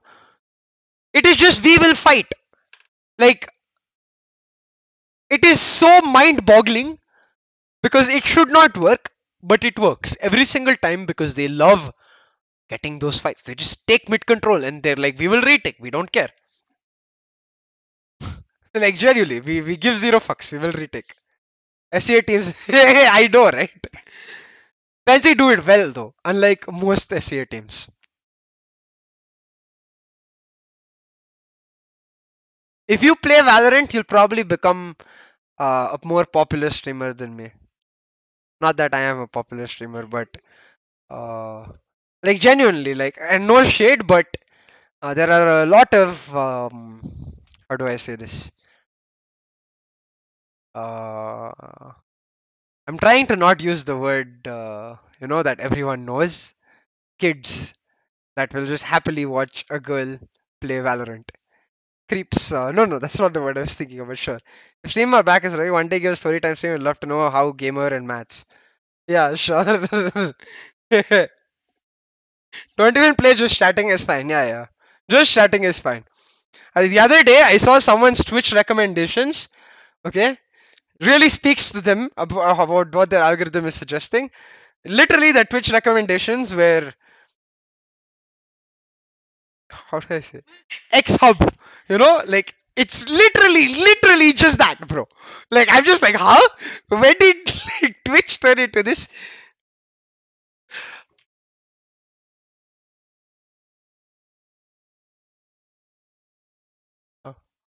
वो बना दिए votes already. हाँ हाँ हाँ हाँ हाँ हाँ. Good night. Bye. Twitch is a scary place. Yeah. Twitch recommend you what you see in incognito. Yeah. I just open it to watch Sinatra play Genshin at this point. Man, I want to play Genshin Impact. I've heard a lot. It's a new game.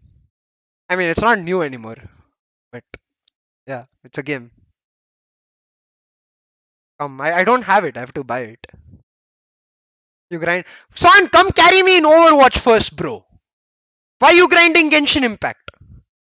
I am stuck in Overwatch cancer. It's free. Oh, okay.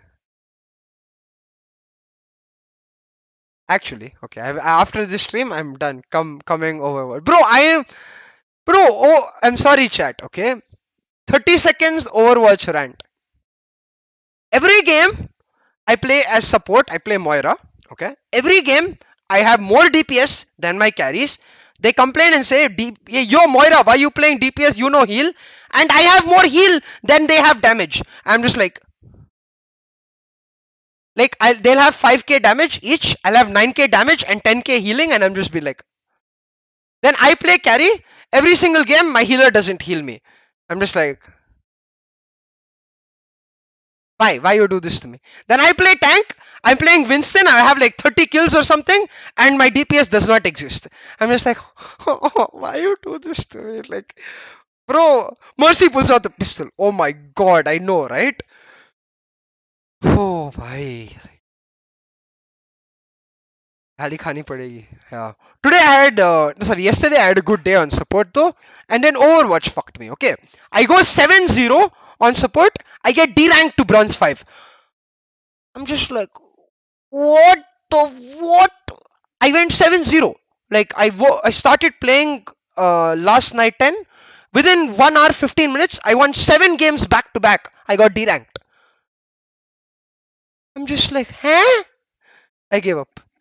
Wanted to be like Mercy, heal them to max Roman HP while they're infected. They don't understand the way heals work with other heroes other than Mercy. Arey, Moira heals just as good as Mercy. You just should not like spray with her heal. You should just tap. Moira heals very well. Like Biotic Orb is OP. Play 5-man best. I don't have friends, man. What to do? You don't play games, bro. Sorry, chat. Back to analysis. Back to analysis. I think we might have to do our loud DRX map tomorrow. Don't worry, we're streaming every day. And whoever, by the way, said story time, we will do story time for sure. They just want me to come one day talk stories on stream. I think I'll get someone else online too, like Godspeed, वो थोड़ा बुड्ढा है, वो भी stories बता देगा. Godspeed, if you're watching, I'm sorry.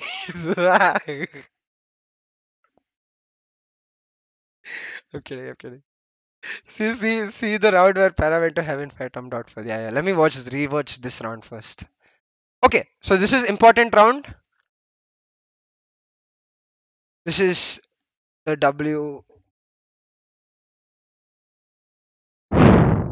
Yeah, this is important round because this is bonus round.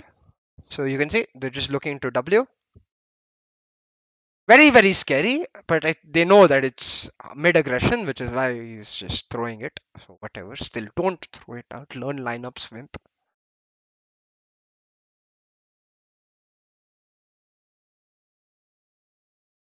Oh, this is what you're talking about. This is just greedy from Para. He's just hunting for kills. जो भी है, he's lead coach. अरे Godspeed is Godspeed, bro. And I have a right to say Godspeed.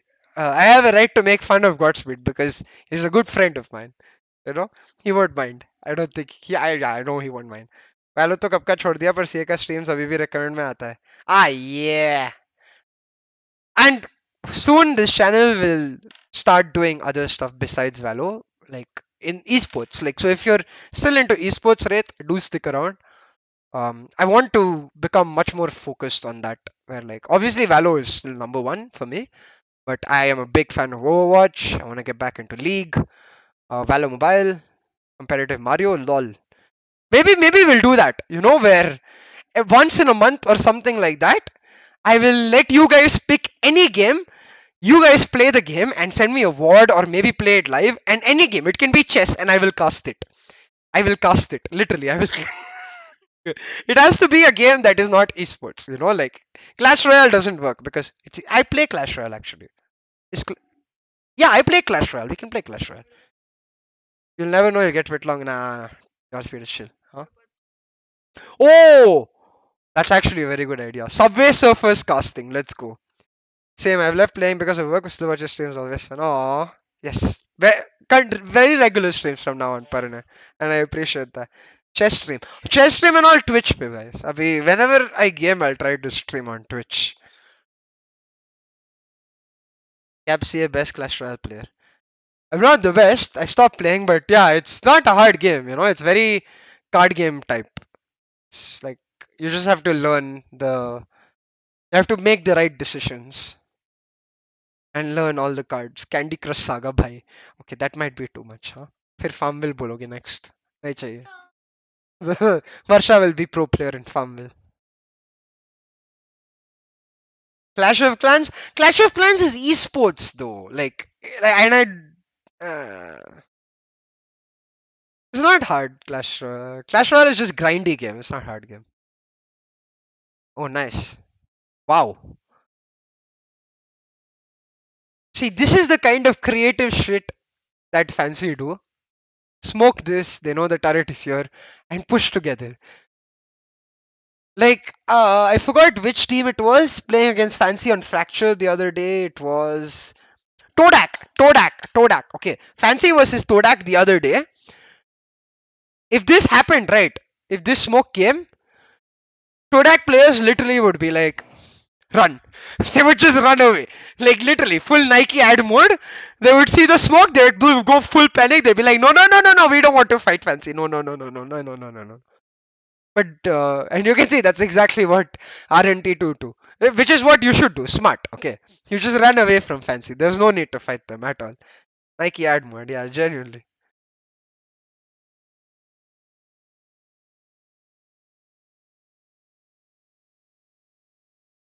How did this match go to overtime? That's what I'm struggling to understand. This half I didn't watch. I watched the first half live. Oh, this is how this match went to overtime. Jesus. Okay, guys. Let's talk about post plants once again. I feel like this is going to turn from ascent analysis to post plant analysis because that's the only thing I keep saying that they're doing wrong. Okay, great. They spot out killers, they kill killers. Now they've planted the spike. They have this. Why not someone push through here, jiggle over here to play on this contact so they can delay them here? Okay, so you can have one player playing here. You can have one player playing here or here of the of the contact of this player. He can pop flash and swing. You can have one player jiggling like this, one player jiggling like this to help this guy and help this guy. So this one player playing on default, he would fight both a shot and a main depending on where. And this player remaining, which is the fifth player, can play when this player is jiggling. He can play off of his contact and fight. No, they don't do that. Instead, what do? They play passive. And Para is the only guy who's like, oh, I should take space. I am given space. He jiggles alone. So now there is no one playing off of Para's contact, which means Nizi gets an isolated 1v1, where Nizi shouldn't even be allowed to jump up. Like, they should be playing in the face of Nizi so that when he peeks here, they spot him out. They're not allowing. But they're playing passive aggressive, literally, where he's passive enough that he doesn't spot Nizi jumping up, but he is aggressive enough that Nizi will catch him out and they can't spot him. They realize that there's players in vines. They peek out one by one instead of swinging together. They just die. Okay, like it's unnecessary. They fancy should not win this round, especially with pistols. You should not be able to retake. Just watch that. Look at the teamwork. They play. Yeah, they play. Like I don't understand why they play under heaven. They have so much utility.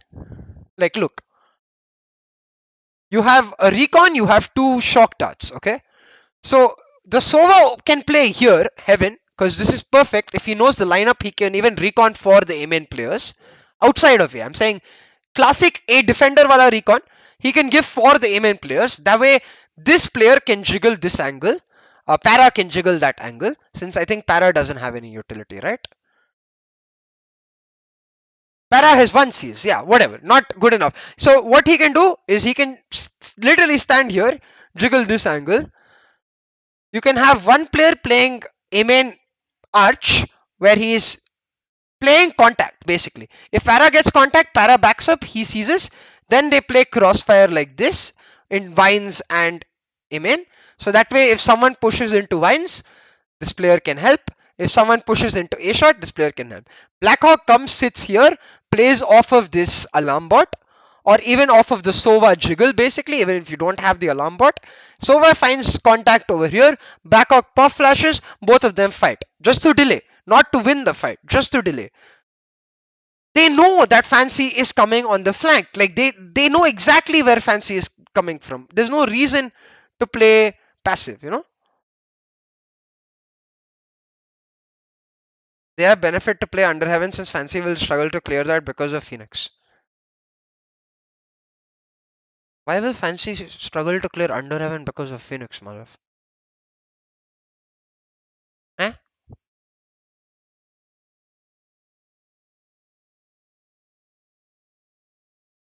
I mean, forget about what Yes I Can did, but one Phoenix flash breaks the under heaven crossfire, no? Are you trying to be sarcastic? I think you're being sarcastic. X doubt.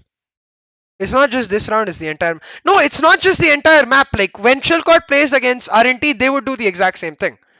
It's just an RNT habit, and I don't understand why they have that habit genuinely. Because in my opinion, the best way to play a post plant is to play on the choke point, like the choke plant that I was talking about earlier, right? Where you turn a heaven into a choke point, you turn a short door into a choke point, and you don't push ahead of that. You fight on that choke point. You can spam shock darts on that choke point. You can pop flash to that choke point. There's so many other like क्या बोलते हैं ways to fight that choke point instead of playing under heaven, because under heaven will be broken by some sort of flash, drone, or just wide swing, or more rather, under heaven is prone to players making mistakes the way it happened in this round, where one player peeks out earlier, gives 1v1, and some player pops off, which is yes, I can in this case. Like, don't get me wrong, they wouldn't have lost this round if Yes I Can didn't pop off. This round is a result of Yes I Can popping off. Yes, he shouldn't find the 2k here. Normally, he wouldn't find the 2k here.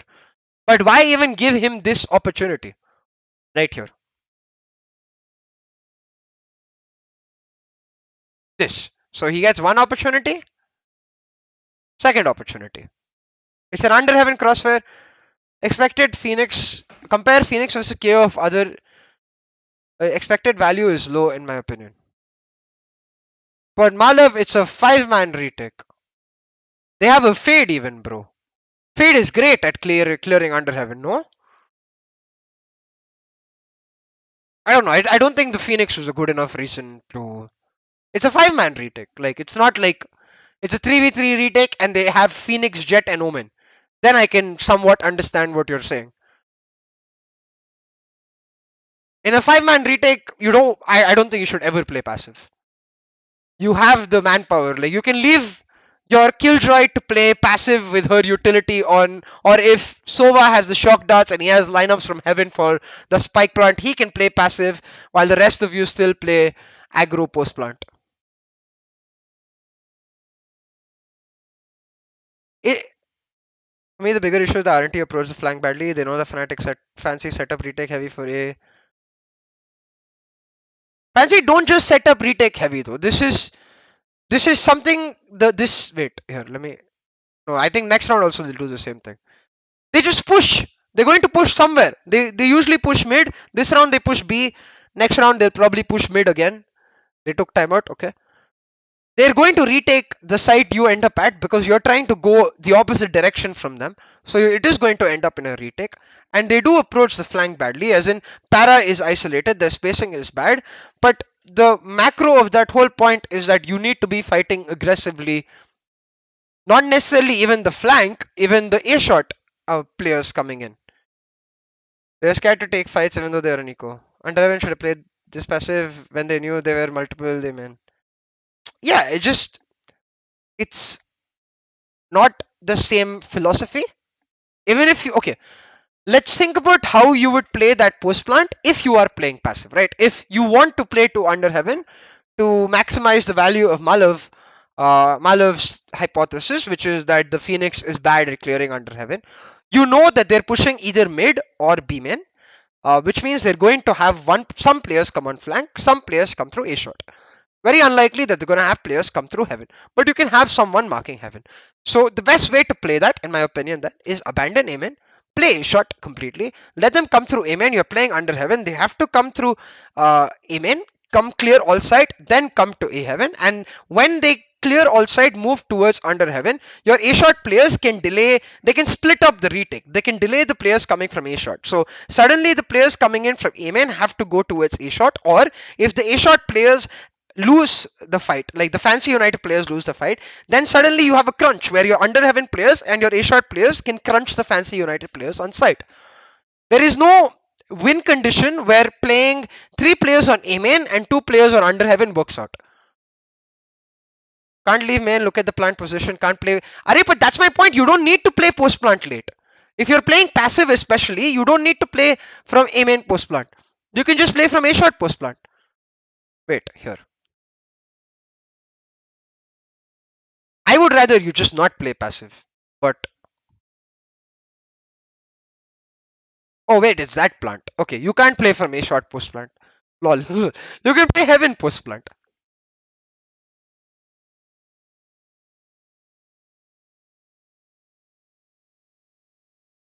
The point is, if you're playing 2 players under heaven, then you should play a setup to buy them time.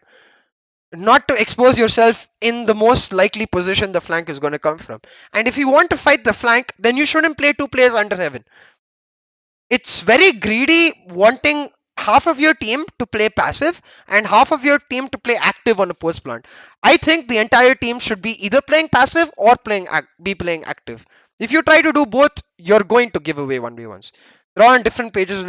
Yeah, exactly what Son is saying. You shouldn't be on different pages. We fish from Vine, then yes, I can pop off. Yeah. I don't think it's too slow decision making. I mean, they are slow on decision making. That's completely true. But I think the issue is that they're not even thinking about the decisions they have to make. Because Para is clearly thinking about it, okay? Para wants to take the fight. But I don't think Para is communicating to his team, hey bro, I'm expecting flank presence. Why don't you play on A main with me? And when this guy swings out from heaven, even if he kills me, you can swings out from not heaven, like on top of the A main arch, you can trade out. Like there is no trade, there is no spacing. So even though they have the right thought, Para does, maybe he's not telling his team or his team is not responding fast enough for him.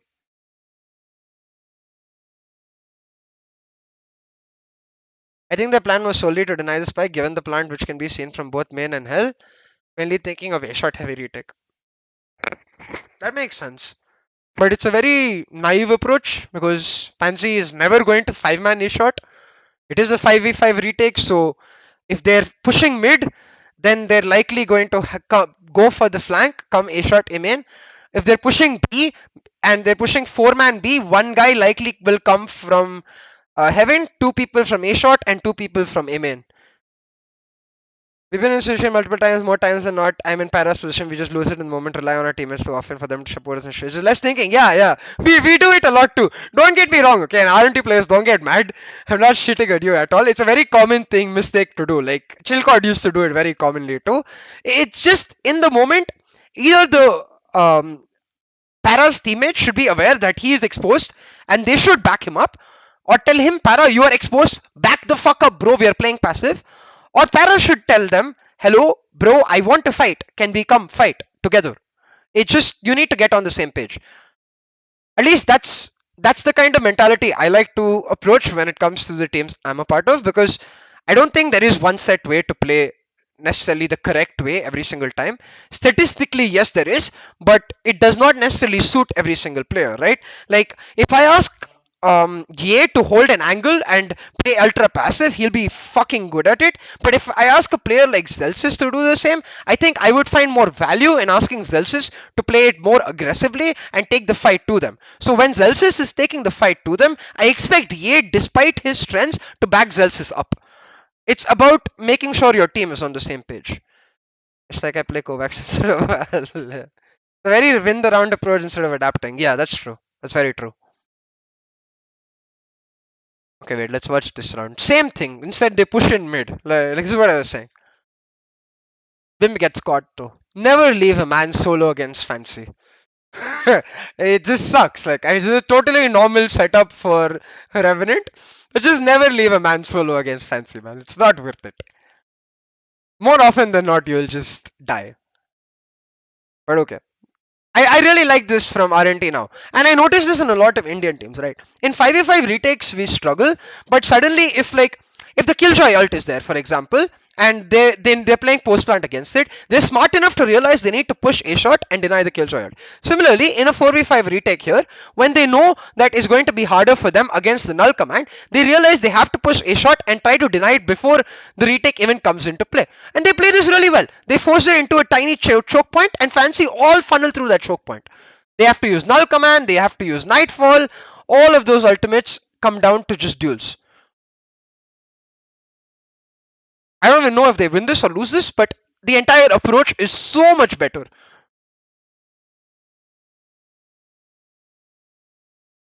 Even here though, like Bad Love too exposed. He's just trying to catch people out. But too exposed. Like better to just play anti-flash crossfire.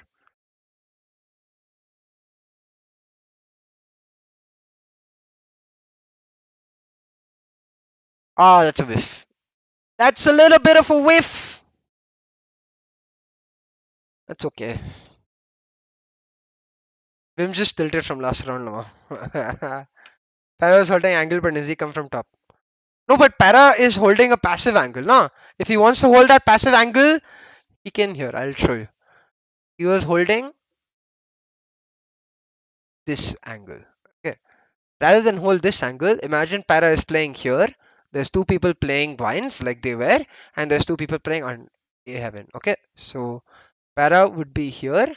He holds this angle instead, where he can spot the entry into A main, does jiggle, jiggle, jiggle, and then when they hunt Para down, these players can pounce. Or if they try to hunt these players down, Para can help them. The problem over here is not that Para was not watching the up angle for Nizzy. The problem is when Para is watching this angle and these players are here, the spacing is bad. They cannot trade for each other. They cannot play with each other. But if Para is here and these players are here, then they can trade for each other. Even though playing two vines doesn't make sense, at least they're playing it together so they have the opportunity to win the round. That's the idea. Your approach doesn't need to be like this. It's a very big thing in League of Legends, like in a game in MOBA where you cannot possibly have the right play every single time. It is much easier for your team to practice how to play together all the time and therefore make your play the right play even if it is not the right play. And I think that is the future of Valorant. It's not like CSGO where you can statistically find what is the exact right play and ultra focus your team into doing that every single time, because that becomes poker effectively, where if I expect a guy to be doing GTO every single time, like I know this guy is going to peek off of contact every single time, I will trap the fuck out of him. I know what he's going to do, which I don't think you can do in Valorant because of the way the abilities are structured. So you cannot play game theory optimal all the time, which means you have to just play on intuition more times than not and rely on game theory optimal as a foundation. If your fundamentals are strong and you're playing GTO on fundamental basis rather than micro decisions, then your micro decisions can be anything. And as long as your micro decisions are the same as what your team is doing, like I am fighting, my team is also fighting. I am passive, my team is also passive. Then you will win more times than not.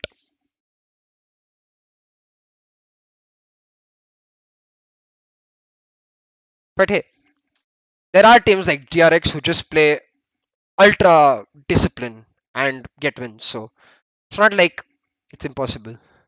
Nice trap. Really nice trap.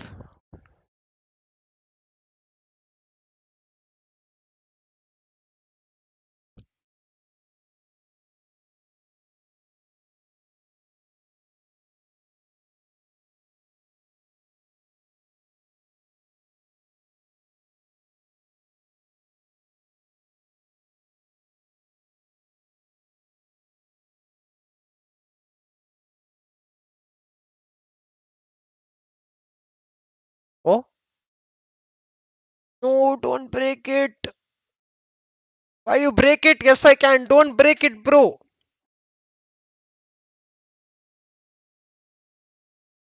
Never break the knife. They're going to swing on you. Any good team is going to swing on you. But they don't win in global stage. Well, yes, because teams prep for them and come and beat them. That's what I'm saying, right? When you're expecting a team to play ultra good, like as in not even good, ultra perfect, GTO is the perfect, only right word over here. Then you can prep for them, you can expect for them, and you can play the wrong way to beat them, quote unquote the wrong way, which is why I keep saying there are no wrong decisions here. There are optimal decisions and suboptimal decisions, and even in which suboptimal decisions you can make it work if you're playing together.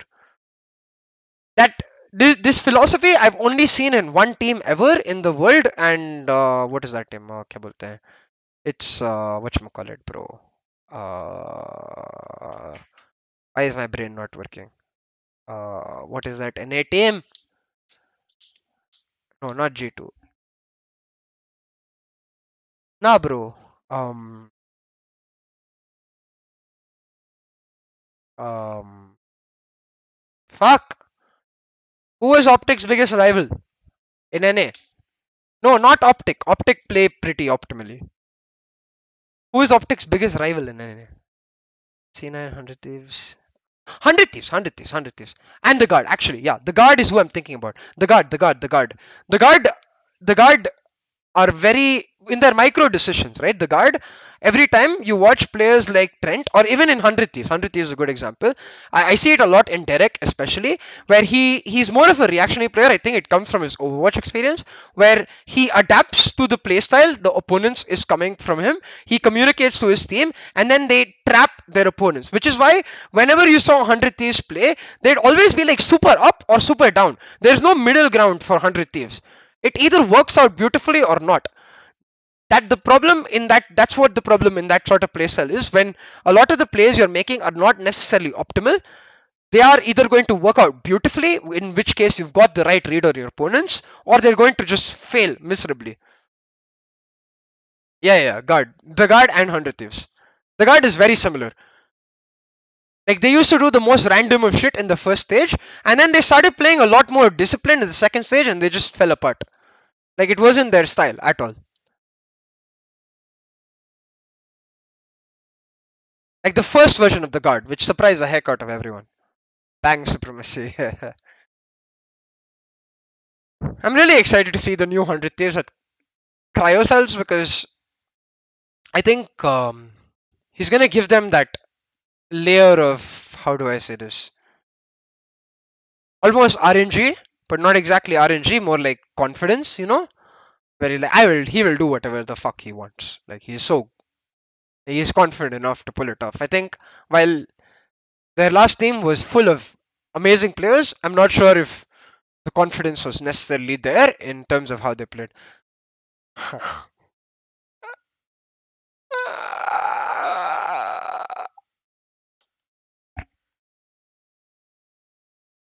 Just don't put Killjoy ultimates next to walls. Just please don't put Killjoy ultimates next to walls. Like, there's a KO in the opposite team. Just don't do it. You just put the Killjoy ultimate literally over here, right there, next to Jen. He's not gonna have a lineup to break it. You win. Just don't put it next to the wall, man. Don't stick it to the wall.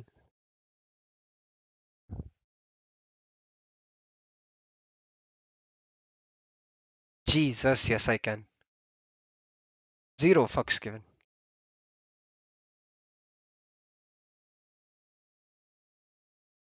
They can wall back to Zach's part. Yeah, absolutely. Who cares? This part, nah. Here, I'll explain why. One sec. Let me go back to that exact moment.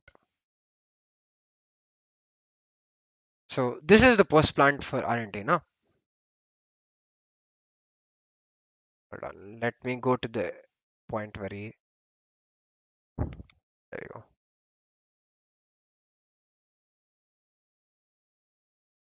Okay, right here. First of all, you can always wall bang back. Cool. But more importantly, if they're wall banging, then you get info of what sort of क्या बोलते हैं, number of players are moving through heaven. And then the most important thing is that they are forced to try and guess. So almost always you'll force them to use half a clip or two-thirds of a clip, which buys you more time than putting it next to a wall and getting the molly to break it. Probably forgot about wall damage. Yeah, I know, which is why I'm laughing, because it is not. He's not like an intentional mistake. It's just like a in the moment, in the zone. भूल गया मैं क्या करूं. It should just be a habit for Killjoy players to not put it on the wall. Like at this point against Chaos, right? When you know he's going to break it, I wouldn't even mind putting it. Where is my pins? There you go. Right over here in the open, where he has to wall bang it weirdly almost. Um, Not even there. Like somewhere over here, where he has to come here to wall bang it. So you get a very easy wall bang from. Why is holy Jesus? You get a very easy wall bang from here. The point being, use it as a bait. You even can put it, say, somewhere on this side of Gen, where these guys are suddenly thinking, oh, I can break it.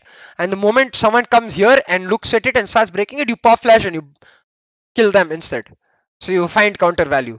But if it's broken by a freaking fragment, you will never find counter value. Now you can't avoid it not being broken anymore. That's just the shitty part of Killjoy KO interaction. Oh, nice shot.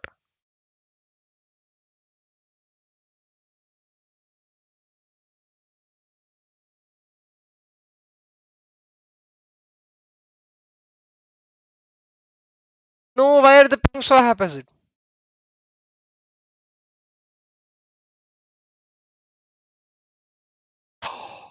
Oh, that's unlucky. Spray almost hits. तभी update just आया था. Yeah, so Crossfire, when you're expecting you're going to lose, it's not just KJ Ultimate.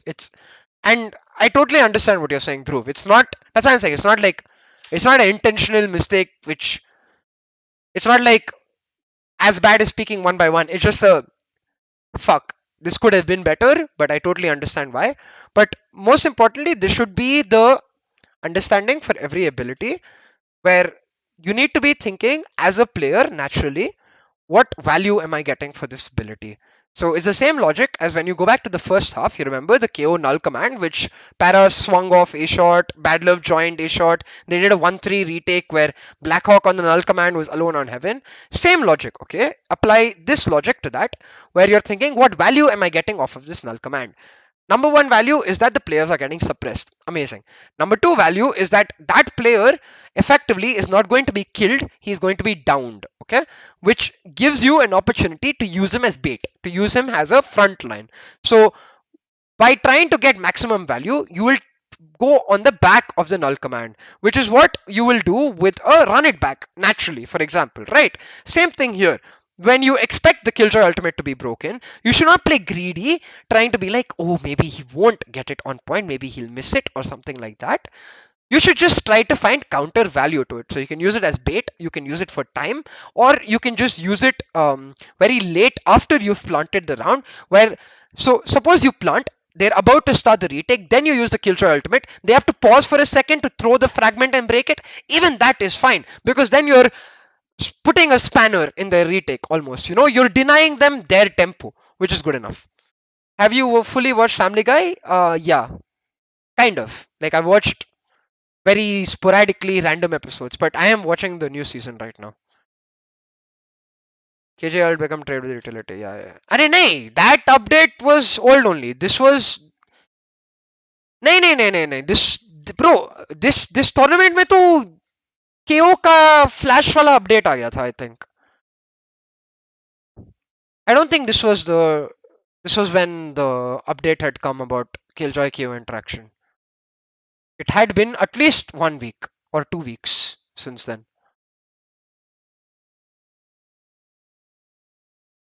Because I think this tournament was when like the KO Sky ult, sorry, KO Sky Flash's rework was in PBE. So right around the end of this tournament was when that thing came through.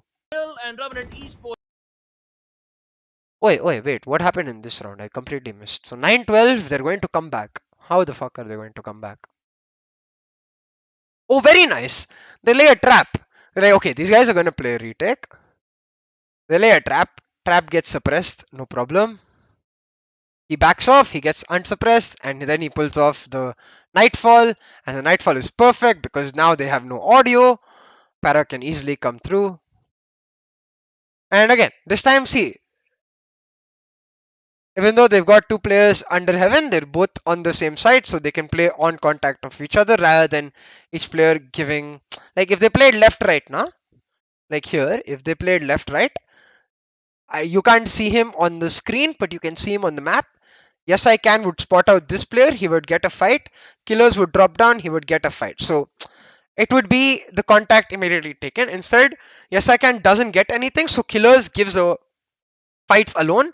And then after Killers dies, Yes, I can has to fight alone. So this is a better way of playing on Draven. Very nice. Nightfall. Yeah, Nightfall is the name of Fade's ultimate, no?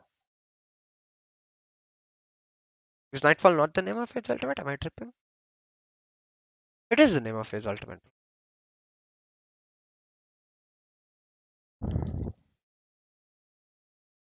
I find this one way very useless. Like, in my opinion, whenever there is a KO on your team, just never do this one way. And if they are doing this one way and you have a KO on your team, just knife.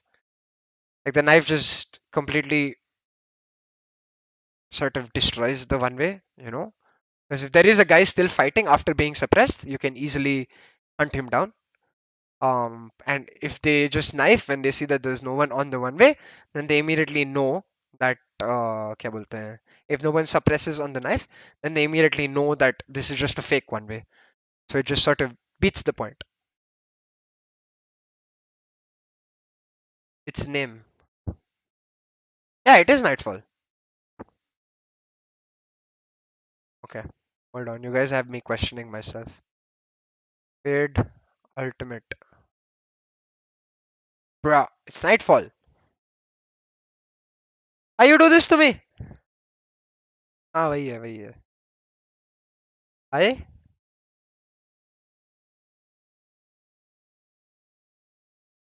Nice. So they default.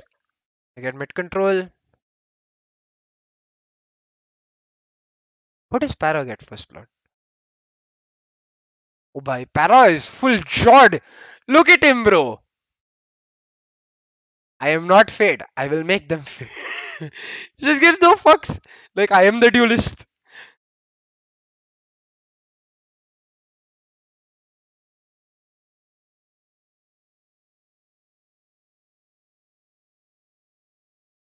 Nice one.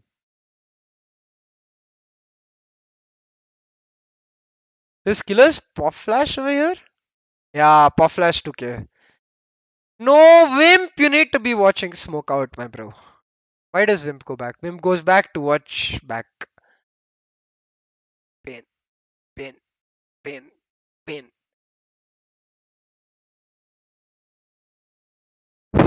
In this situation, I totally understand why Wimp is worried about the back because Fancy United is a very aggressive team. Will push in from B, will push in from here, but you always want a player to watch smoke out because they are going to flash through and come through, or they are just going to peek out of smoke and come through. It's the easiest way to catch a team off guard when they're trying to rush in to fight through the smoke and just get even one. It's good enough, you delay them. If the team would be 3 duelists to initiator, then how would you win this round? What you mean? What you mean? I'm confused what all I said.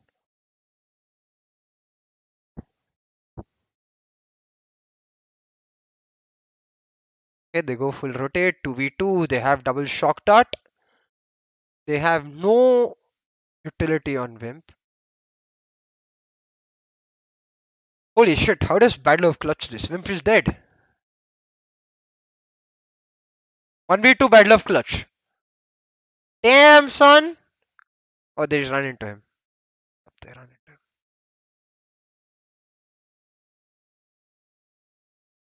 Okay, पर fancy United 1v2 है. Player कहाँ है पता है, जाके diffuse करके एक बंदा उसका देखो ना. Don't kill him, bro. I mean, this is fancy. They won't stop aggressing, so fair enough. Just legit, at least tap the diffuse and force him to peek. Holy shit, how does he clutch that, bro? What a clutch. Still thinking Wild sad, I know, right? I know he's such a good player. It's sad. I hope he gets a good team. Such a versatile player, man. Like, can play almost anything. Insane on the chamber, but can still play Sova, can still play Astra, can still play, I don't know, Killjoy. Like, you're playing 3 duelists to initiate, and how do you win this round? A defender have a Killjoy and a KO.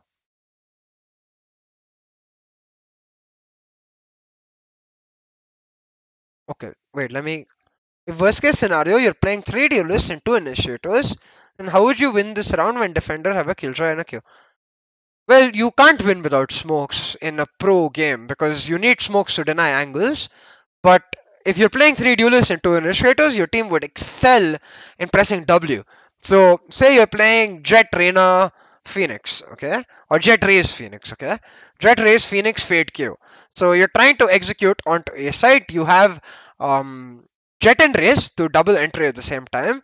So you're just doing a normal 5-man A hit, okay. You have the KO knife to clear off A main. Immediately you knife A main. If you spot someone on the knife, you flash for A main, then you push in. You have the Jet smoking both under gen and क्या बोलते हैं on the default doubles. So not under gen, sorry. Gen and the default doubles. So the jet can updraft dash into gen and the race can double satchel into dabba or vice versa. Doesn't matter. Both of them have to rush onto site. You have the phoenix flashing on site and going towards the door to close off door. And you have your fade setting up on top of the A main arch for the recon as well as for the sees. So he recons and then seizes right outside a shot door. So that way Phoenix flash, Phoenix goes close doors and then just waits, throws Molly right outside door in case someone is stuck inside the smoke. And that way he can play on the door. Now you have raise nade, raise boombot for post plant. You have KO fragment, KO flashes for post plant. So you just play aggressive with that utility and you win the post plant. They messed up agent comp at final against Sieh. Oh, really?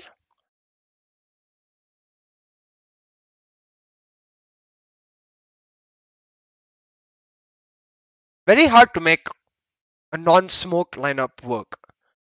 But yeah, I would just press hard W because they can't do shit. So since you can't deny the A shot angle, right, and you can't deny heaven either, I guess you could ask your jet to smoke, use one of her smokes, curve it towards heaven, and then for A shot you can have the C's coming in, and you can have Phoenix Flash and Molly. So that way you can go close door.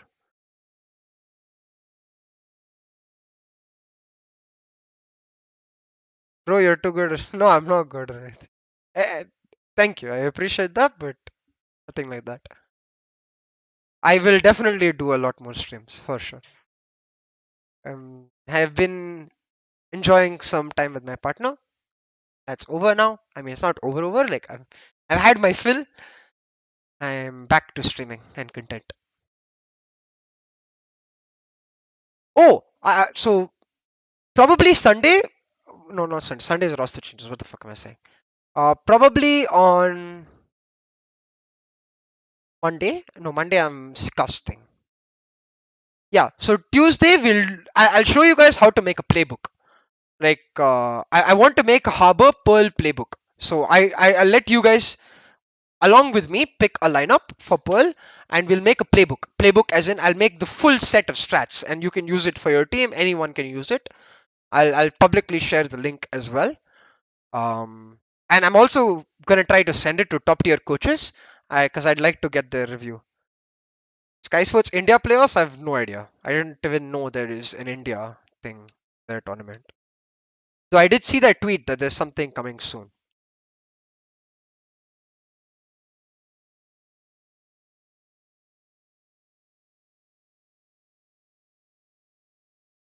Vasha, it says your assessment is waiting.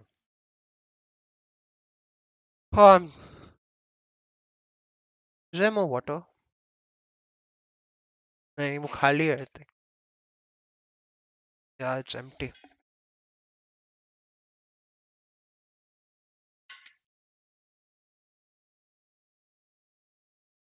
Two will play CA playoffs. Nice. You wanted to know how to make it.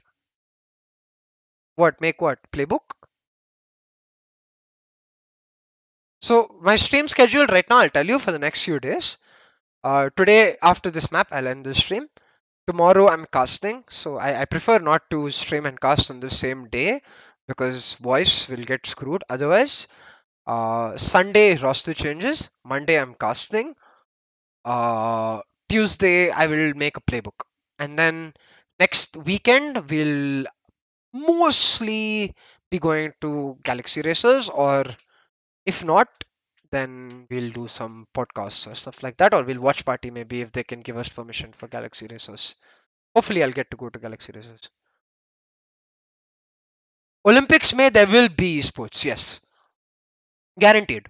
there will be esports. I don't think it will be any esports that we as a country play much, because I think Olympics will prioritize non-violent esports. Like League of Legends isn't necessarily violent. Like gun shooting is unlikely, you know. But yeah, let's see.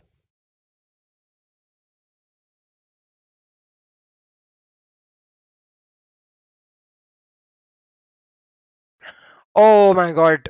I I remember this now. I remember this overtime now.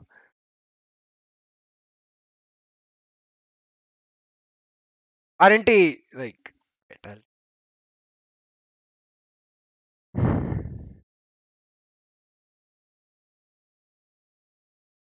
they put themselves into impossible situations and then they make plays to get them out of impossible situations like this, you know.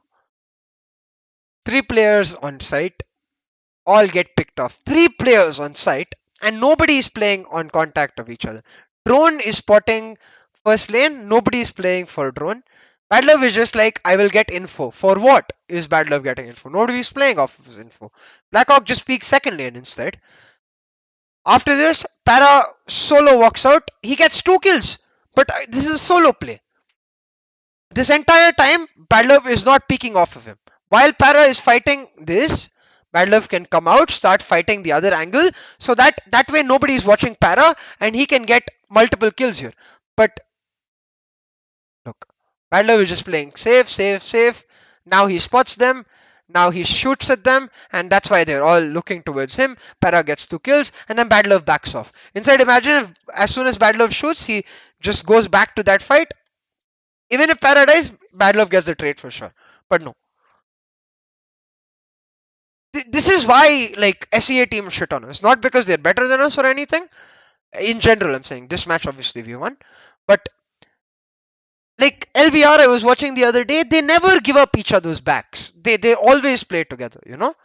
And it's just confusing why we don't. Like right here. He's fighting and then he backs off. So both of them can just turn to para. Yes I can gets one and then yes I can gets a 1v1. Like they get themselves into such bad situations, but they claw out of it. Like, and I love that about Indian teams. We have the ability to win despite the odds. Imagine what would happen if we stopped being in those shitty odds. Okay, nice double peek into the opponent. Wow, nice trade, Blackhawk. I don't know how he wins that.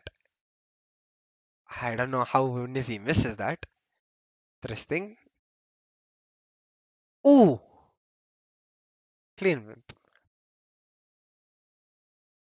I remember this overtime, dude. This is literally just going to turn into a mechanical aim fest. There is no strat. Like Fancy is doing the exact same thing they've done every single round in their attack whenever they did default. Market knife, mid control, solo jet, B-main. Like at this point, if I'm RNT, I'm just like, go kill that motherfucking jet, man. Just knife that jet and kill him. He's alone. He's stuck. But no, he gets 1v1s all the time. He gets 1v1s.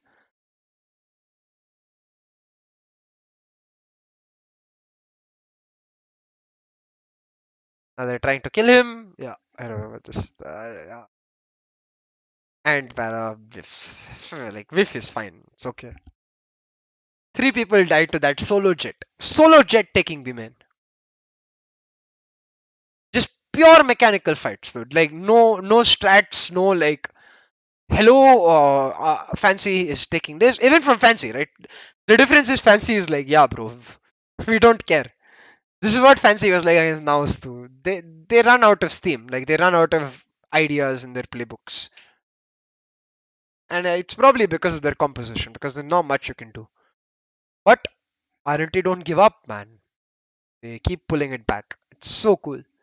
We have insane uh, perseverance, resilience. Yeah, that's the word. Resilience, insane resilience. Like in this situation, this is a 2v4. 2v4. Para pops the fuck off.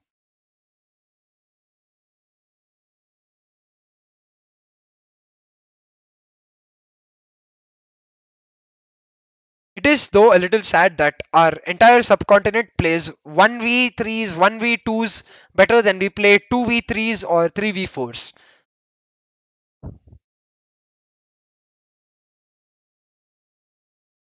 See, he plays this so well.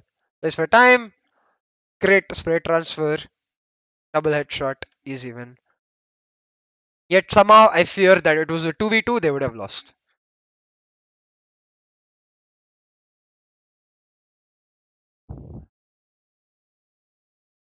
If we can fix our teamwork issues, I think India will at least get to fucking Masters.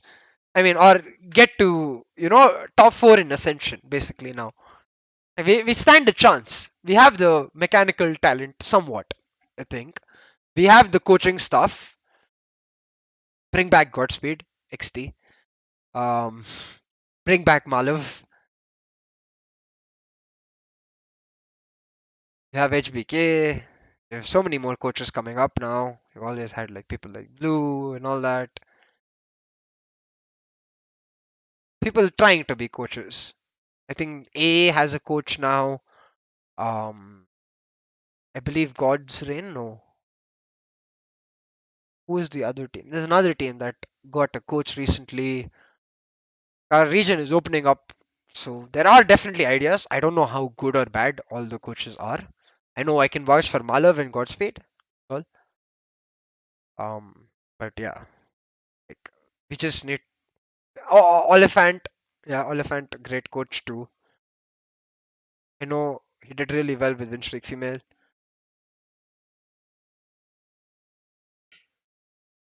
No, Og's wanna bring us back there. Yeah, I know that. Whatever. What can we do, man? Ah, yeah, yeah, yeah, yeah, yeah.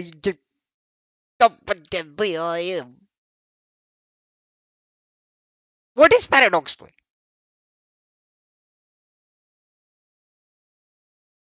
My guy, you have a Prowler, you have a Recon, and even if you don't, like, he is trying to pick this? Why would they be standing there?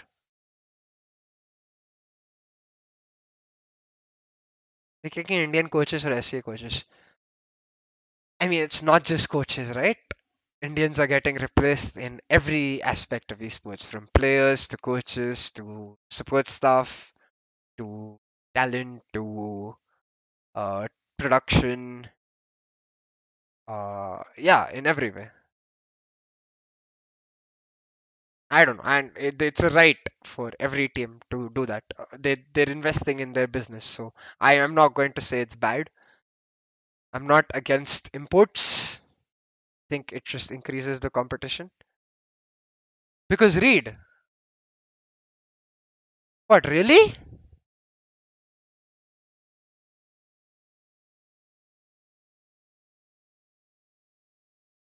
All I think for the side of Fancy, they're gonna have to really step it up and do the same. Already, you can see Suka being caught out, being forced to push bounties. You get smoked, Wimp. So I'm assuming. By the way, hi, Wimp. Yeah, you got smoked, so I get what you're Is able meaning. to You push gave the through. call He's just going for the of, backstab and then the already. knife comes. But why is he peeking like that? That's what I'm confused about. What do you mean by read? This peek that he's about to do now. If he's standing against the wall and he's going to swing, he's speaking for कोई player इधर बैठा है जो, like catwalk के top mid के इस तरफ, like towards the back side, and then that guy is just holding the angle from the back side. That's what he's speaking for. Why would a player ever be sitting here? If the player is pushing, isn't it more likely that he's in this angle or even stuck against this box? He didn't thought that he was already close. Huh. That's what I'm saying. It's better to just use Prowler, I guess, because you guys, when you play triple initiator, you have so much utility. ना there's tension नहीं है कि एक Prowler गया तो site execute नहीं होगा. You have drone, you have recon, double recon, you have KO flashes. Better to just use Prowler. Nice raid though.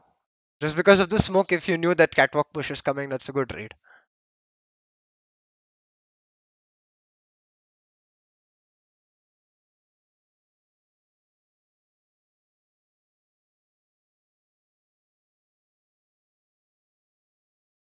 EG and G doing the same thing, both opting for. Seven mans are not allowed though, Malav. Hi, Kush. BCG and Ethan. Oh, Ethan, EG announced their team? I need to look at EG team. Seven mans are not allowed. They need to drop one. We know what. I mean, I don't know. We've heard what the scene is with Global. I wonder what the scene is with EG. Seven man is not allowed, bro. You're only allowed to register six players going into February. You're allowed seven man now. But before Brazil, you'll have to register six players. You can contract seven players to your organization, sure, but for the league, you have to register six players. So I don't know. Like one player will not get to play in the franchisee league. Reserve players will come through. Like you can keep them contracted if you want them as reserve players, so to speak. But I need to check the rules. But as far as I am aware, unless there is a medical emergency or the player is unfit to play, for XYZ reasons, like if there's a breach of contract or something by the player and he has to be fired, that's when the reserve players can come in. It can't just be like in the middle of season you decide your players aren't playing good enough and you replace him with another reserve player. There needs to be a reason. I think so. I might be wrong about this. But as far as I know, it is only six mans. I remember this because when the rules first came out, I was thinking this is so weird because in League of Legends you're allowed to register a six-man squad, but keep like T1 used to regularly keep a 10-man squad, and then you can in and out between weeks. But in Valo, like when the rules first came out, the wording of it made me feel like you can't do that.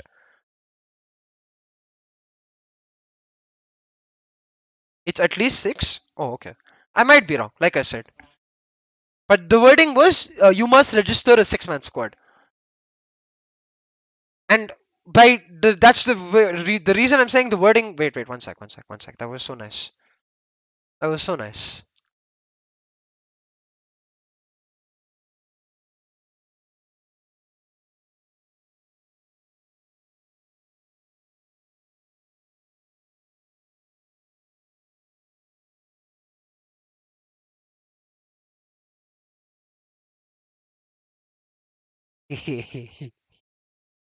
Poor Logi.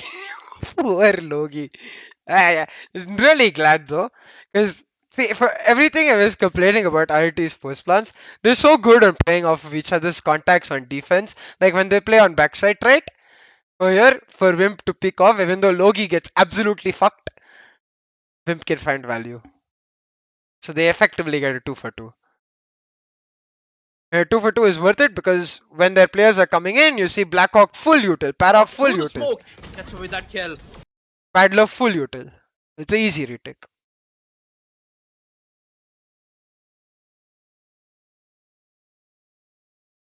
Okay, so he sees someone shoot from him in, so he knows there's one gen, one him in.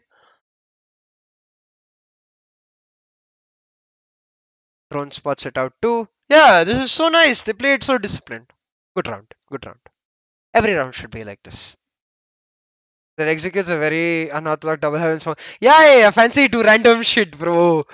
And they're so good at doing random shit. Like the other day we watched, I was casting Fancy versus Naos, and they would just push five man mid, and they would happily retake A, and they would do it successfully. I was just like, what the fuck? Yeah. Double heaven smoke. Titty smokes. It's all set plays, yeah, every single one. Even their defense is full set plays.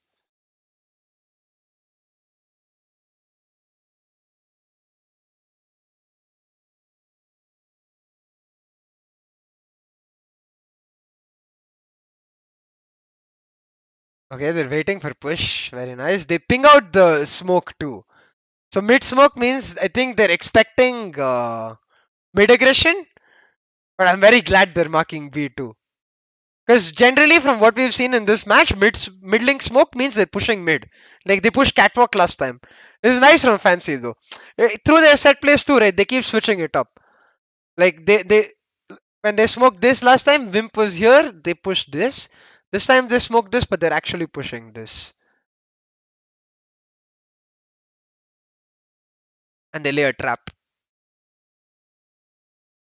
RNT is like दाल में कुछ काला है भाई. They make sure the prowler still check everything.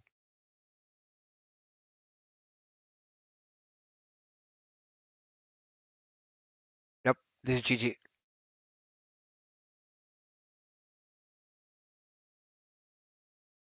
Chill card in. Yeah, I guess somewhat. Malav guy, we're वापस ही van. Malav is back next month for a few weeks, I think. If you mean back into esports, I'm sure Malav would love to do things in the Indian scene, but क्या ही करे बताओ? GG guys, well played. I'm very happy RNT got these results because this proves that like our issue against SEA team is not skill anymore in my opinion. Like maybe 2 years back it was skill. I don't think it is skill anymore. Um, I genuinely just believe that our issue against SEA Ogs is like SEA, from what I see at least, they regularly when they play, their fundamentals are very strong, as in their double picks and their contact setups. We whiff a little in that regard. Like we often get isolated in fights. We often mess up our spacing. We often end up in situations where um, we are relying on individual prowess. And the problem isn't that it's not like relying on individual prowess is wrong. It's not like only through good spacing you'll win. The difference is that when an SEA team does it, they 100% commit to it. They're like, bro, we are individual players. This is how we can win. But we don't. We try to be strong fundamental teams. We try to be strong individual player teams. We try too many things. And that's why I think it doesn't work. Um, and you see the same issue in a team like whatchamacallit, um Chilcot, where I genuinely think the players are capable of everything, but it was these small mistakes where like a player would get isolated too often and we would crumble. A player would get caught in a situation and we would crumble. That obviously combined with the whole mental aspect where SEA teams seem to not give a fuck, but our mental is weak.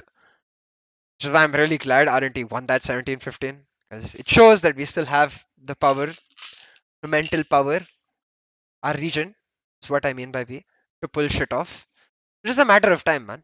And I think over time we will get better and we will get stronger.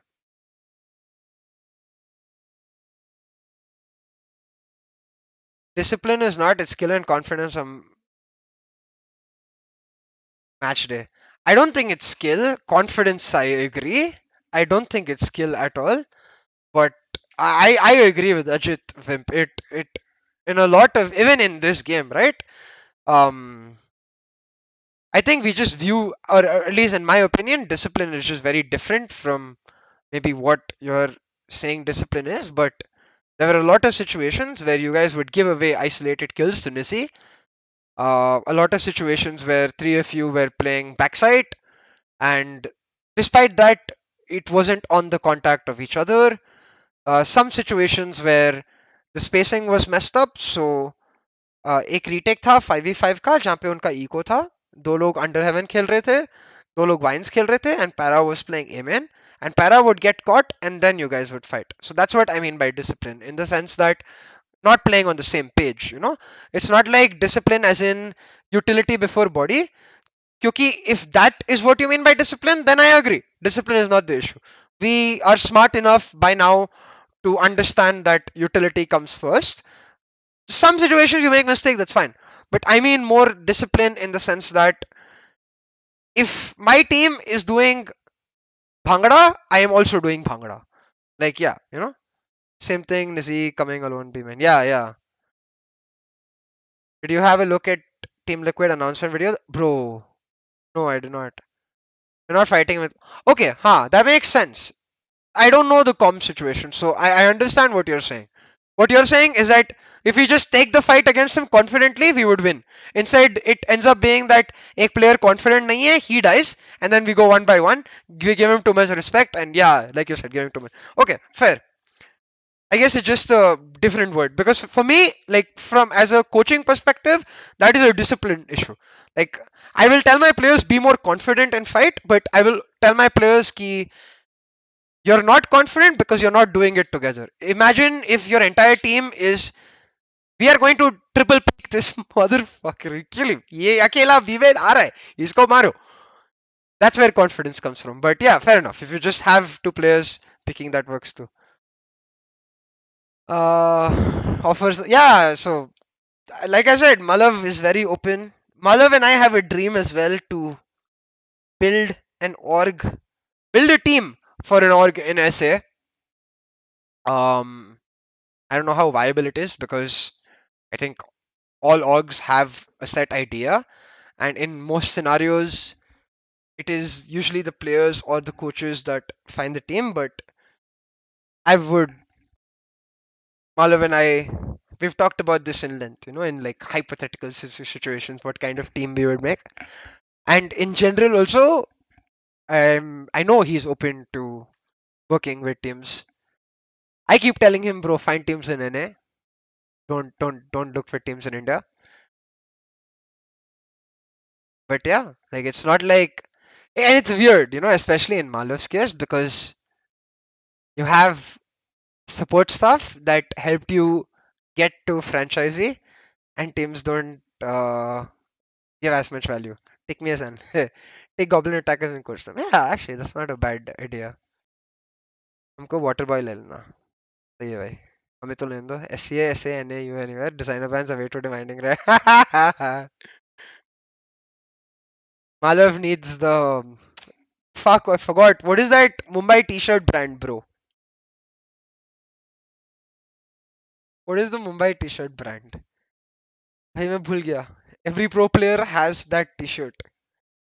कौन सा T-shirt है वो? एकदम expensive वाला. Uh, Jaywalking. Yeah, you cop two pieces. Nice. GG. All of needs them rags. Yeah. Also, Fennec created exclusive merchandise for their game shows. Nice. I'm gonna check it out. Japanese orgs are so pog, bro. Why are Japanese orgs so pog? Damn, son. Japanese orgs always get it right.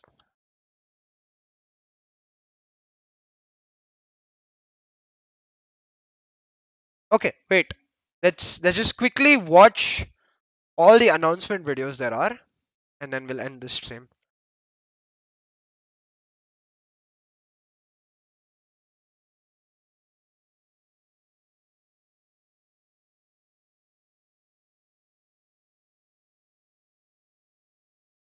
Do I need to go to team like Valorant? Team with Valorant.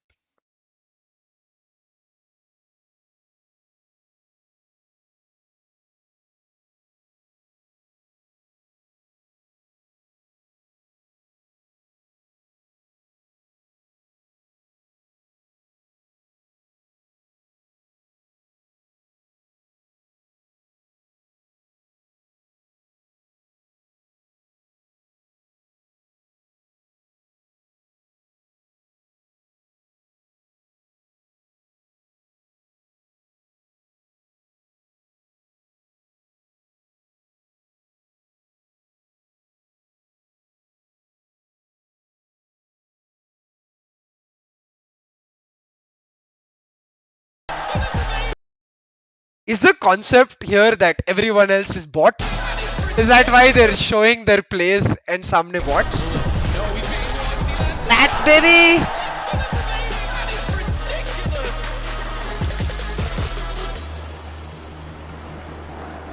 And they're all coming out of liquid. You know, they're forming out of liquid.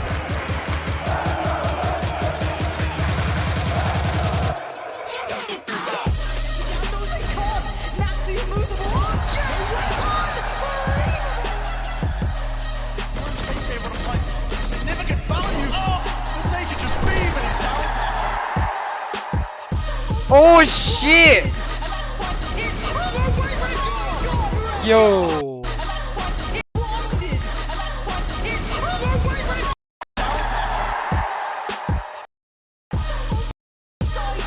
What the heck is that, bro?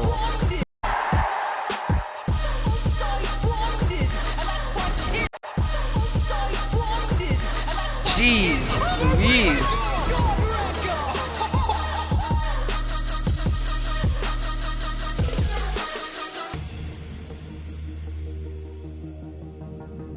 Sexy roster, sexier announcement.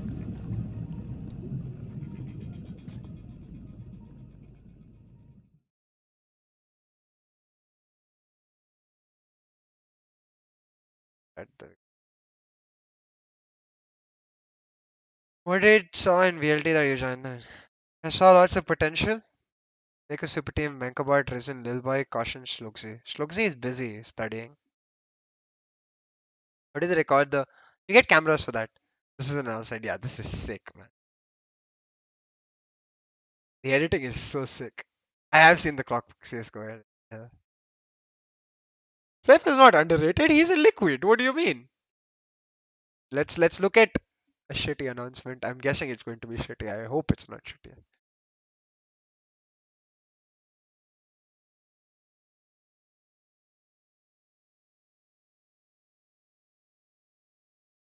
Wait, Clockwork made a couple videos for Bleed?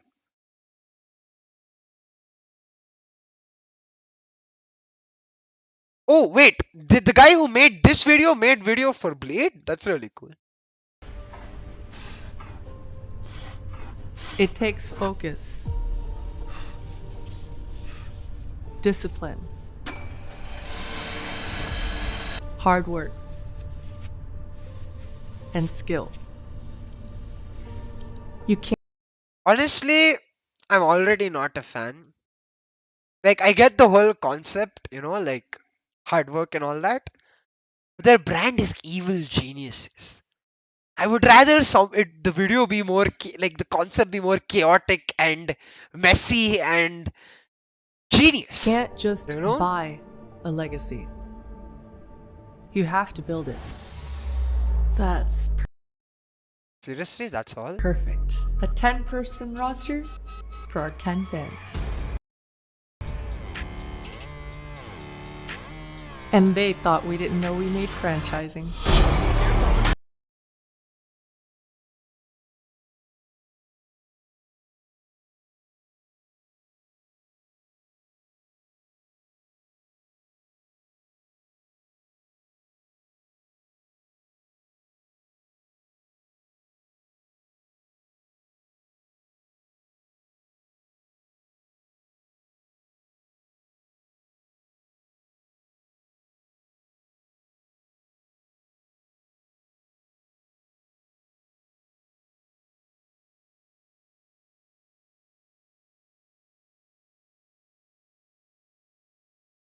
Bro, I am disgusted and confused. What the fuck is this video, bro? Did the scriptwriter actually try, like, did the EG content team get so triggered by fans asking for roster announcement that they decided at least Fnatic did it in a nice cringe way where they got zombies and shit. What is this? And they thought that we didn't know we didn't make franchising. What the fuck? Lead Academy announcement video. No, I haven't.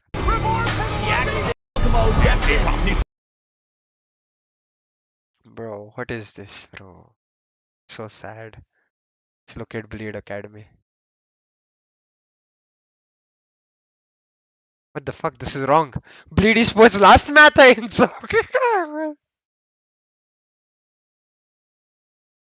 I'm just gonna Google it. Vitality even worse. What Vitality also announced? Let me see. I'll see after Blade Academy.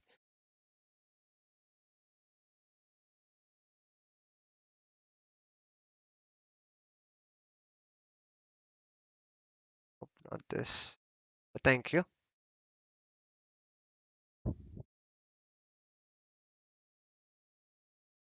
खुल क्यों नहीं रहा है? Oh no. Oh no. Oh, it opened in the chat box itself. Oh, where is my chat?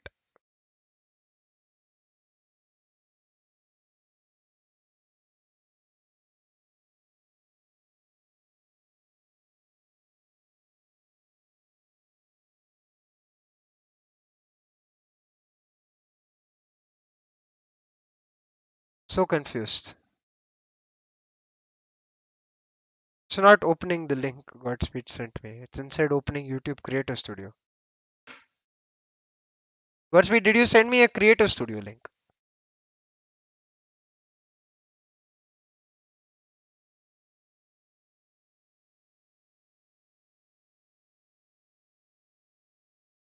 Wait, I can just copy paste it. Copy, paste. There we go.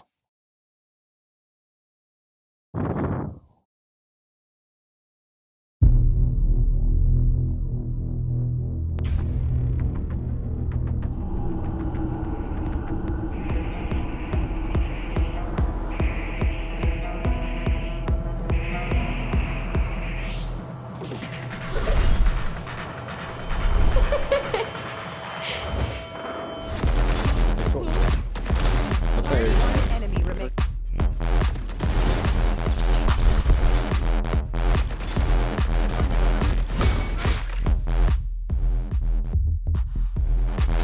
Nice.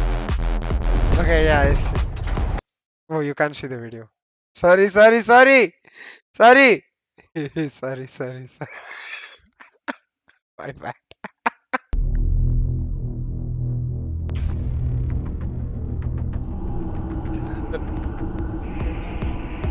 No, no, no.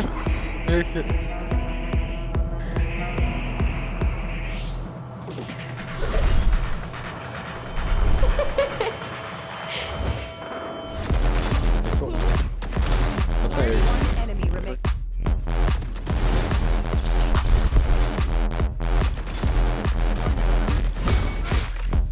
Yeah, this is sick.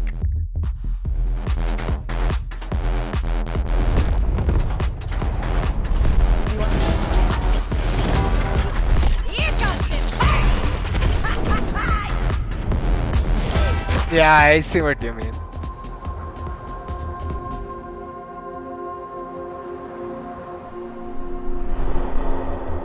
The hunt begins!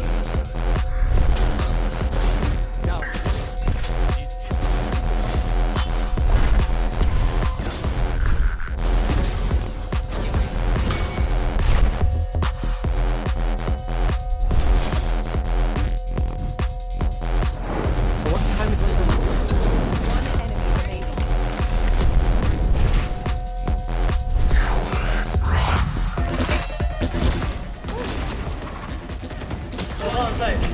I want to learn editing, man.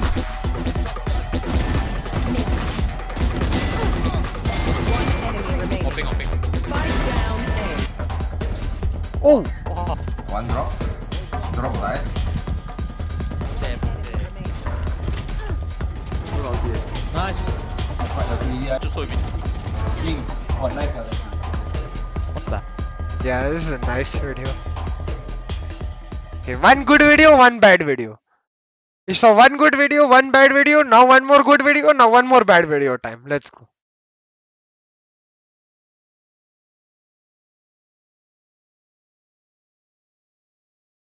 They call themselves a esports club. Why, bro?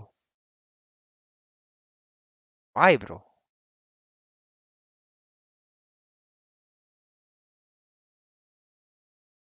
Where is the video?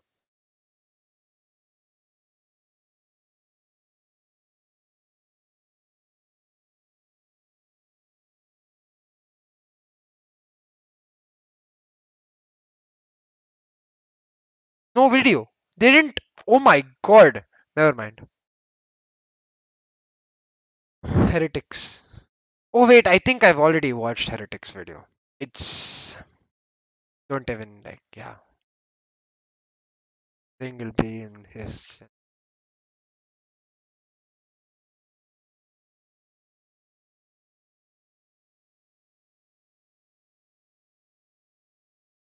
Yeah, this is not good.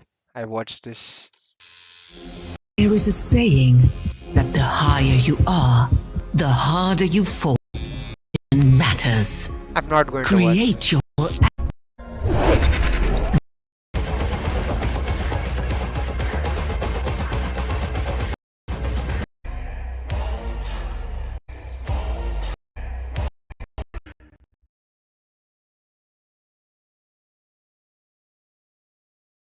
Heretics having to watch DJ Snake. Lol. You guys watch it out, man. It's very boring. I don't get it. I don't know. Maybe R slash whoosh for me. But yeah. Anyways, I have to get up early to cast tomorrow. Vitality pin tweet. Okay, we will see Vitality went pin tweet last, and then we will peace out and go sleep. Oh yeah, that's all. That's the video. Oh wait, what?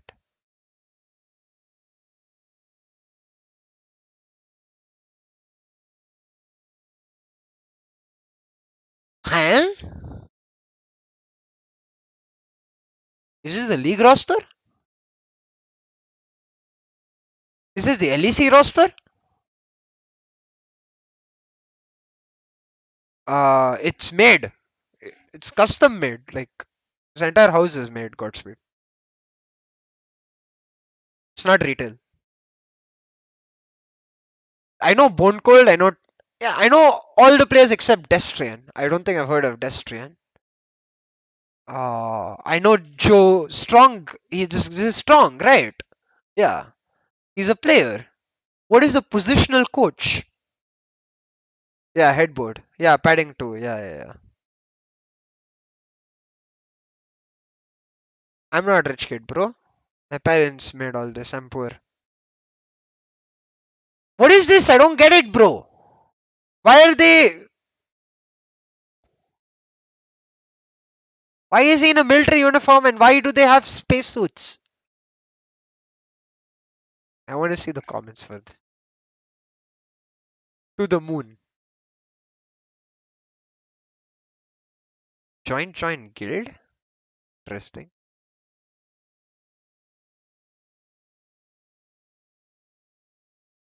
Nice.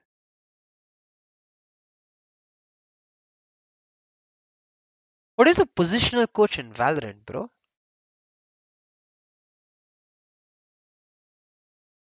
Strong wasn't Strong the player?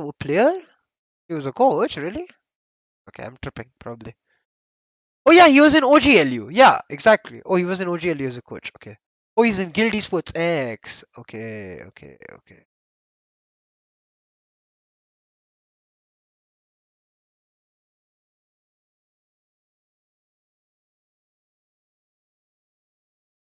What is a positional coach in Valorant though?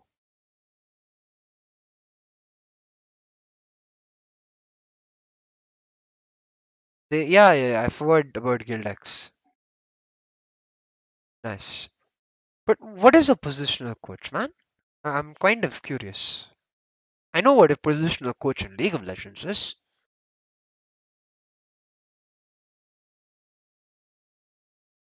Yeah, they beat G2. Oh well, find out.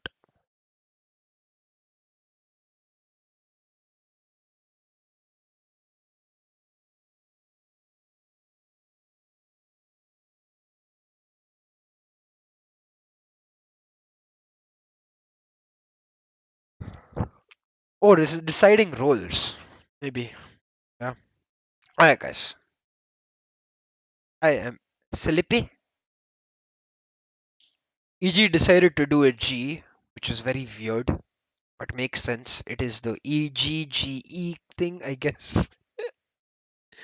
I don't know. I don't know how that works. Um, Thank you for coming. I'm gonna get a lot more regular now. See you on Sunday. Make sure you spread the word. Roster changes time will be Sunday. I have a few choice leaks to give, though I'm sure you guys will know better than me already. So yeah, we'll see you then. Bye. Just come.